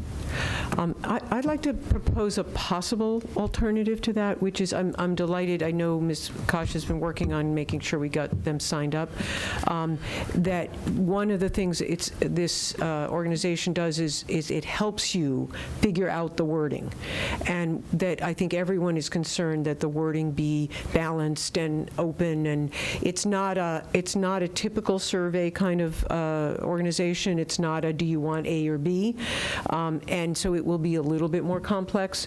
And so I was wondering if it would make sense for the school committee to add a separate meeting with the consultant, where we would work with the consultant to help us word this, and where we would like to have it ready for the September 18th meeting, waiting until the 12th to meet him and have him explain it to us might not, and have enough time during our meeting to actually work out how the wording is going. So could you, maybe you had another thought about how we could work out the wording of it, Dr. Conti, and then I'll get to you. Again, I was going to have the OPM work with staff to sort of put it together and to get it in front of you. Okay. I didn't necessarily see this as a creative, more of an editing process, that we would have some options for you all that would be created by the OPM. They're the ones who are suggesting this tool and have used it before. And again, I'm sure the vendor, if available in the OPM, would always show up to a school committee meeting. If you all would like to do that work, we can certainly arrange and post a meeting for you to do that. But I'm really going to rely heavily on the OPM to create this process. They're going to be the ones facilitating the community meeting as well, and they have the experience with this particular tool. Well, I'm comfortable with that. That makes sense to me, so that the OPM and staff would work on the wording and bring it to us after and then we can have our input to that. Is that right? Okay. And Ms. Monaco, did you have another comment? That's what I was going to suggest. Okay. Any others? That sounds good. So we will have that conversation. Hopefully the consultant can come on the 12th as well, but if not, maybe the OPM could come and work with us on it at that point. Does that make sense? Yes, ma'am. I think that would make sense, and nothing precludes us from factually sharing a draft as long as we don't deliberate. So if we get more information done sooner, we can certainly get that out to you. Okay. And you can sort of make sure that you're speaking to us individually. I do think the other factual community notification that came out of the building committee meeting last night was where really the building committee is down to really two options. It is a Fox Hill replacement and a combined Pine Glen Fox Hill on the Fox Hill site. I think the school building committee voted not to move forward with a combined school on the Pine Glen site. So there's really two options that the school building committee is considering, and so I think that was just the last factual piece of information I wanted to add to the Fox Hill report, ma'am. Okay, that's very helpful for people. Yes, Ms. Bond. Yeah, I just wanted to, I guess I have a request. If we're having the OPM, help with the questions and the staff, I think that's great. But what I do request is that we don't get, the questions the day of our meeting or the day before. It's nice if we have several days to go through it and digest it versus scrambling, 2 hours before we have a meeting trying to read everything. So. We just signed the contract a couple hours ago, and we will get working on that right away. Thank you for bringing that up, Ms. Bond. Yep. Okay, so the next item is the Burlington. Is there anything else on the Fox Hill, on the Burlington Elementary Building Committee question? No. So the next item is the Burlington High School Building Committee. So, Mr. Cuna, do you have something for us? Through the chair. Oh, Ms. Bond. Yep. Ms. Bond? Actually, so I did contact Dr. Conti about when we wanted to try and set up our first meeting, and I think we discussed we're going to try and do something in September. Is that true, Dr. Conti? We were kind of playing around with that a little. Yes, through the chair, yes. So that's first two. We have a little bit of work to do. I'm sorry, there's a bit of a delay. Ms. Bond, yes, I think we said the first 2 weeks of September. And then, so we have some suggested members. We're trying to follow, as everyone knows, the MSBA process, but we don't have to follow the MSBA process. So we've done that. Bob, you have, I think, that list together tonight. And then we have talked about sort of the idea of a voting member and a non-voting member, and I had some thoughts on that. But Bob, before I get to that, why don't you go through the building committee and again with go ahead. Thank you again through the chair. So as a second reading, I believe we had shared, or I had shared, some of this information with you prior. As Dr. Conti mentioned, we are looking to follow similarly, so we're using the MSBA's template.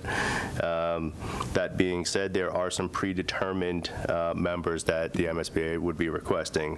For example, SBC member who is MCPPO certified. We're recommending Nicole Kasha. Local Chief Executive Officer, recommending John Denizio. Administrator or Town Manager, Paul Sagarino. School committee members, a minimum of 1. I have 5 members on here right now: Catherine Bond, Martha Simon, Chris Monaco, Melissa Massardo, Jeremy Brooks. Assistant Superintendent of Schools, Dr. Lisa Chen. Local official responsible for building maintenance, myself, Bob Cuna. Representative authorized by law to construct school buildings. This is also John Denizio. This is a specific requirement, not just somebody who would swing a hammer. So someone who is authorized. So again, John Denizio. School principal, Mark Sullivan. Member knowledgeable in educational mission and function of the facility, Joe Adebato. Local budget official or member of local finance committee, John Eiler. Member of the community with architect, engineering, or construction experience, Neil Guanci. And then there is a category for other. So we have teachers, Burlington High School teachers, Miss Wendy Swerwinski.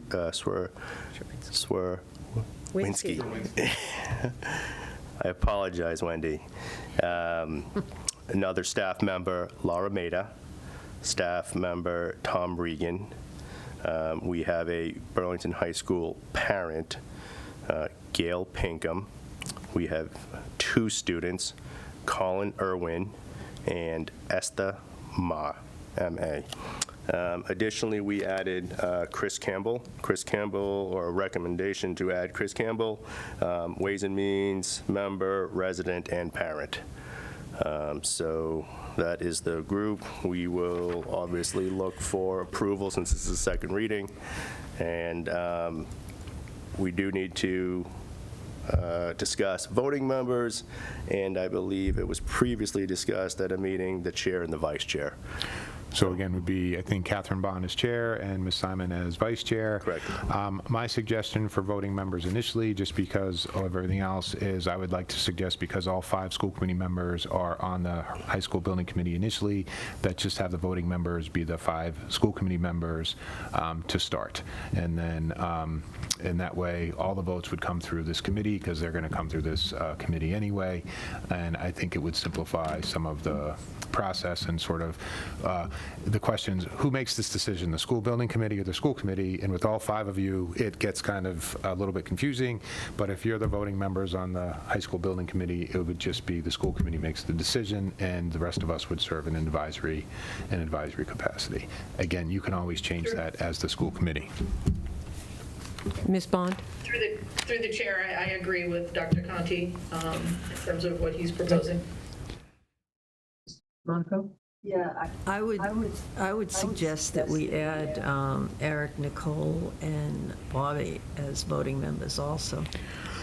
And again, would welcome that, but I just think if we get started with the 5 of you, if we want to What? And Lisa. And Lisa. But I'm saying, I think, I just want to get this process rolling, and I think that if we can incorporate some of the decisions into the school committee meetings that are already scheduled, that would make sense. So for instance, if we do a RFP for an OPM, we can all do the presentations, we can make the recommendation, but then the vote for approval would be essentially a school committee vote, which is sort of, kind of makes sense to me. You can always expand the voting members, you can always make that change if the chair chooses to do that at a later date.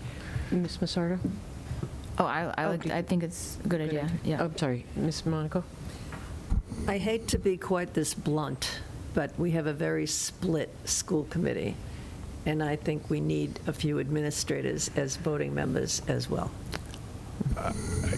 And I guess what you all can work that out. I'm just trying not to have perfect be the enemy of good right now, and I just want to get the process started. And I think if we can get the process started and some of it scheduled, that there may be other building committee members who are really interested in a vote, and I just think that would warrant a further discussion that maybe we don't have time to do right now. We can always revisit. We can always break this up too. If you would approve sort of the committee as we are saying tonight, I can always put it on a future agenda item for us to talk about voting members, so we can even divide this. I just want to get going, and I think that I just like the idea of the conversations coming back to the committee. One of the things that is a bit atypical, which I think confuses some of the Fox Hill conversations, are that the full committee is on the Fox Hill Building Committee and not representation. So it's funny because is it a school committee meeting or is it a school building committee meeting? We oftentimes overlap. As the town council said, the charge of the building committee is pretty narrow. So the charge of this Burlington High School Building Committee will be the high school. You all have a much greater charge than that, so it's just interesting. So if not agreement, then, Madam Chair, all I'm asking for then is just a second on the building committee, and I just want to get started. Through the chair, though? Yes, Ms. Bond. Actually, I do like the suggestion of adding Dr. Conti as a voting member tonight if we're voting on that. So I don't know who's Only heard it for the first time tonight, and if anybody feels they need more time to think about this idea, Mr. Cunha, do you have a comment? Please. On this list, I did not list Dr. Conti. His name is not on here. The assistant superintendent is on here, Dr. Chen. I see. Okay. Add him. Ms. Monaco would like us to add him. Do other comments on that? We're back to the discussion about the overall list. So I think we're like out skiing our skis here. You know, Ms. Bond, you're the chairperson. I think Dr. Conti's intent is to get the admin portion rolling. Let's start to put it on paper. Let's get the committee formed, set the first meeting, and then we have these discussions at a later date. So I'd like to move with Dr. Conti's suggestion of we vote as presented. So the 5 voting members of the school committee are the 5 voting members initially. And then, Ms. Bond, it'd be under your purview as the chair to recommend more voting members after we get the admin set up, just to make it clean and quick. Okay. Second. Did you just make a motion? Yes. No, he can't, because we haven't made the committee yet. The committee has to be. Well, we're voting, okay, we're voting on. We are voting on the committee. Hold on. I couldn't hear what Ms. Monaco said. I'm sorry. Her mic cuts in now. I would like to make a motion that we accept the committee that Bobby just read to us as the Burlington High School Building Committee, with the addition of Dr. Conti, to create the committee as such. Just the vote to create the committee with the names you read, plus Dr. Conti. And not determining who the voting members are. Right, I think we should give that a breather. Would people like, I don't think Dr. Conti wants to be on this. No, that's fine. It was really meant, or designee. I think Lisa and I will cover both. So I'm fine to be on the Burlington with the high school building committee, and we will make sure it's covered. Is there a second for that motion? I'll second it. Okay. Is there further discussion about the list of the members as such? That's what we're discussing right now, just the list of the members, which would include Dr. Conti based on the motion that was made.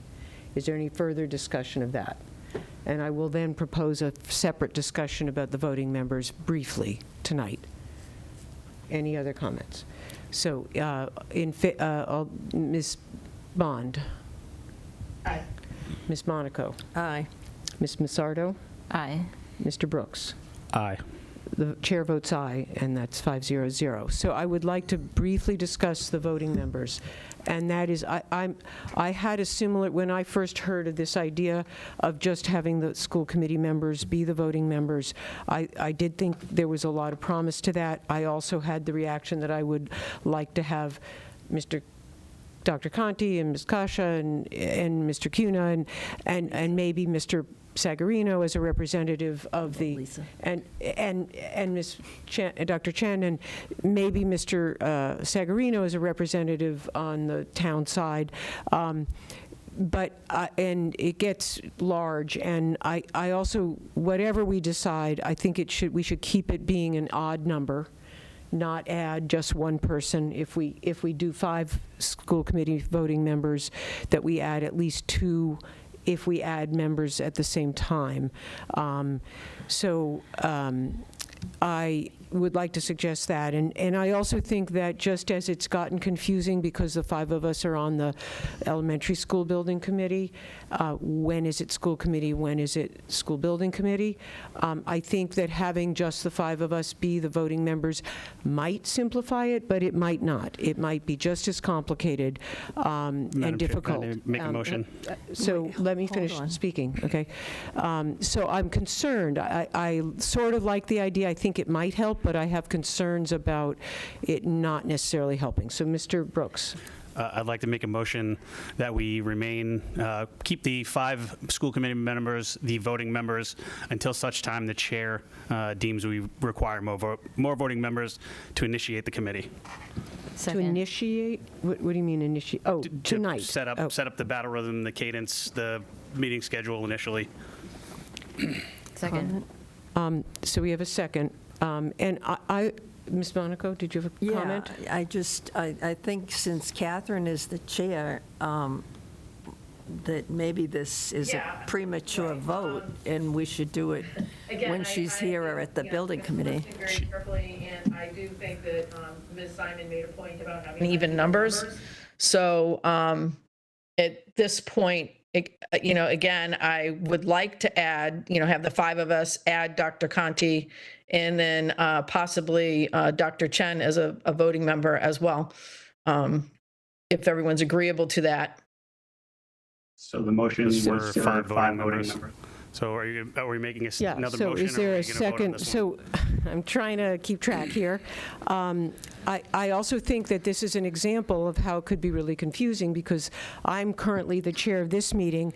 Ms. Bond is the chair of that building committee, which is not officially meeting tonight. And so I think it could be confusing. So we have a motion on the floor to have the voting members. I would be in support of this motion if we didn't put the caveat on it that you put on it. If you'd be willing to amend it, that it would be decided at future school building committee meetings, because I would like you to be able to propose somebody else to be a voting member, and I'd like to be able to propose, not just to have the chair be able to propose. Got it. So I'd amend my motion to say the 5 school committee members are the voting members till such time we determine there is a requirement for more voting members. Till the voting members determine. Correct. Okay. And is there a second for that? Second. Okay, so we have a second for that. Okay. So other further discussion, Ms. Monaco. I really don't think we should be holding this vote. I think it should be done at the first building committee meeting. Well, the experience we had at the Fox Hill School Building Committee was the school committee voted on the committee and the voting members. And so I'm following that experience that we had, so I don't see any problem with that. And since the chairman of the building committee is asking us to do it differently, I think we've already begun on the wrong foot. I don't know how we vote if we don't have voting members identified. So we can't make motions and approve them if we don't have voting members identified now. I'm confused how that's going to work. Maybe Catherine should make a motion and say what she wants. Why don't we vote The on motion's on the floor already. So can we vote on this motion, and then if it fails, then Catherine's well within her purview to do so. Okay. Ask her if she wants to do it. Ms. Bond, do you want to make any further comment before we vote on this motion? Well, and I stated what I wanted to do, which was to add 2 people if we're making a vote this evening. Now, if we can wait until we have our first meeting and put off and Dr. Conti and, you as vice chair and I can have a further discussion offline and make some decisions at a future date and vote on it. Maybe that's our better approach right now. I'm not completely sure I understand what you were proposing. Are you saying that if we vote on this vote- motion tonight, we'll have 5 voting members, and then you and Dr. Conti and I would have further discussion about additional members? No, what I said, Oh. I proposed that we added 2 people Okay, and not so- vote on the 5. Would you like to make an amendment to the motion, propose an amendment to the motion to add 2 more people, and being Dr. Conti and Dr. Chen, is that right? That is correct. So would you like to, I would like to make an amendment to the motion, yes. okay. So is there a second for the amendment? Okay. So So- right now, what's on the floor is an amendment to the motion that would add Dr. Conti and Dr. Chen as voting members to the motion if it passes for the 5 school committee members to be voting members on the Burlington High School Building Committee. Is that everyone's understanding? May I add too, though, that, we can discuss and add people at a future date. At this point, I would like it to be this 6. That's right. I'm just concerned because we don't have a Burlington High School Building Committee yet. So I feel like this group needs to make this decision, and then, we just what? We just formed it with the last vote. But we don't have voting members. We don't have any, oh, I see. We have a committee with, I get it, okay. So there's an amendment to add to, and you seconded it, right? To this, so that's what's on the floor. How are we amending my motion that was already seconded with a motion that it gets seconded by someone else? I feel like we're getting out of stern Robert's here. rules, you vote on the amendment. If the amendment passes, you vote on the main motion. If the amendment fails. We you didn't vote on the amendment. motion. We didn't vote on the first motion. Well, we didn't vote on the first motion, but Mike, I'm not an expert, but at town meeting, if somebody has, if there's a motion on the floor, someone who didn't make that motion can make an amendment to it. And then the vote is on that amendment, and then if it's either added to the motion or it's not added to the motion. That's my understanding, even if it's not the same origin. So take a vote on the So, amendment. I'll leave it with you, Mr. Chair. So okay, is there someone here in the room who has a different understanding of Robert's rules? Okay. So we're going to vote on adding Dr. Conti and Dr. Chen as voting members to the motion that we have all 5 school committee members as voting members on the Burlington Building Committee, High School Building Committee. So in favor, I'm sorry, Ms. Bond. Aye. Ms. Monaco. Aye. Ms. Massardo. No. Mr. Brooks. no. And the chair votes aye, so that amendment does pass. And now we have a motion on the floor that we vote to... Who seconded that? Ms. Chris. Monaco. And so now we're voting on a motion proposed by Mr. Brooks and amended by that last vote, that all 5 school committee members, plus Dr. Conti and Dr. Chen, will be the starting voting members of the Burlington High School Building Committee. Is that the way everyone understood? Did I say it the way people understand it? Yes. Okay, a question over there. No. Okay. Any further discussion on the motion? No, okay. So, Mr. Brooks? No. Ms. Massardo? No. Ms. Monaco? Aye. Ms. Bond? Aye. And the chair votes aye. So we have now approved 7 voting members for the Burlington High School Building Committee, which will be setting up a meeting. I assume, Ms. Bond, you and Dr. Conti will set some dates soon, with or without me. Is that right? Yes. Okay. Yeah, we'll don't worry, we'll make sure you're. Okay, thank you. Yeah, thank you. Okay. So that agenda item was the Burlington High School Building Committee. We had a second reading on the committee members and the voting members, and we've established that. Are there any other items for the Burlington High School Building Committee that we need to discuss tonight before the first meeting of the Burlington High School School Building Committee? Okay. So the next item, not the last, second to last item is the Pine Glen Building Committee. Are there any updates? No, ma'am, we have no updates right now. Okay. And the summer projects update, I would guess is that you, Dr. Conti, or is that Mr. Cuna? Mr. Cuna can sort of quickly give some updates on the any summer projects that are going on. And again, I know you've already thanked the custodial maintenance staff. We sort of have two major construction projects that are taking place with internal staff. That is at Pine Glen, where they're reconstructing the egg, as Bob, you talked about earlier, and the lower library at the high school. Correct. Yeah, again, I think in Dr. Chen's presentation and earlier during the discussion, also what Dr. Conti just mentioned are the big ticket items. We have projector installs going at Memorial and Marshall Simons. As we mentioned, the scoreboard footings were installed, and now we're doing trenching for the software and Bluetooth connections on that. Stair treads and flooring at Francis Wyman is underway right now, expected to be completed this week by Friday. Francis Wyman grease trap completed. BECC bathrooms expected to be completed this week by Friday. Pine Glen paving project out front expected to be completed tomorrow. Also not noted on this, but working with DPW and Rec Department for the grounds maintenance.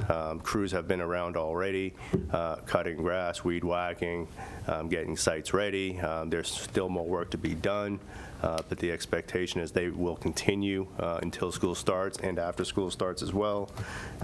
Middle school air conditioning expected to be done prior to the start of school, but expected to be done by the end of this week.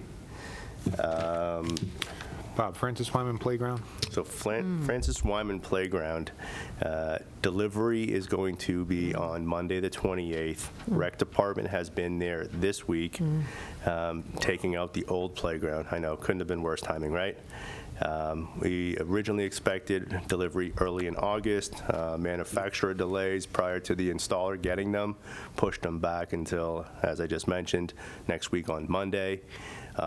Installation crew is ready to go next week. We have confirmation from them. They've been on site already. So like I said, Rec Department is there this week, ripping out the existing playground equipment and prepping the grounds. And assuming delivery Monday, installation Monday, they are aware that Monday staff is back and that Wednesday is the first day for students. So we've asked Wednesday to be a half day and let the students come in, get everything situated, just so we don't want to disrupt buses and parents on the first day of school. So we're going to have to juggle a little bit on that Wednesday, but installation for the playground starting next week. Is that a 4-month process? I'm told, in a perfect world, 3 weeks. Okay. Told. There's a lot of projects that have been waiting for a long time, so thank you and thank all the staff for all of that. Any other comments or questions? Are there any other items for discussion tonight? Seeing none, I will entertain a motion to adjourn. So moved. Again. Did you catch that? All those in favor? Aye. Aye. Chair votes aye. We're done. Thank you very much.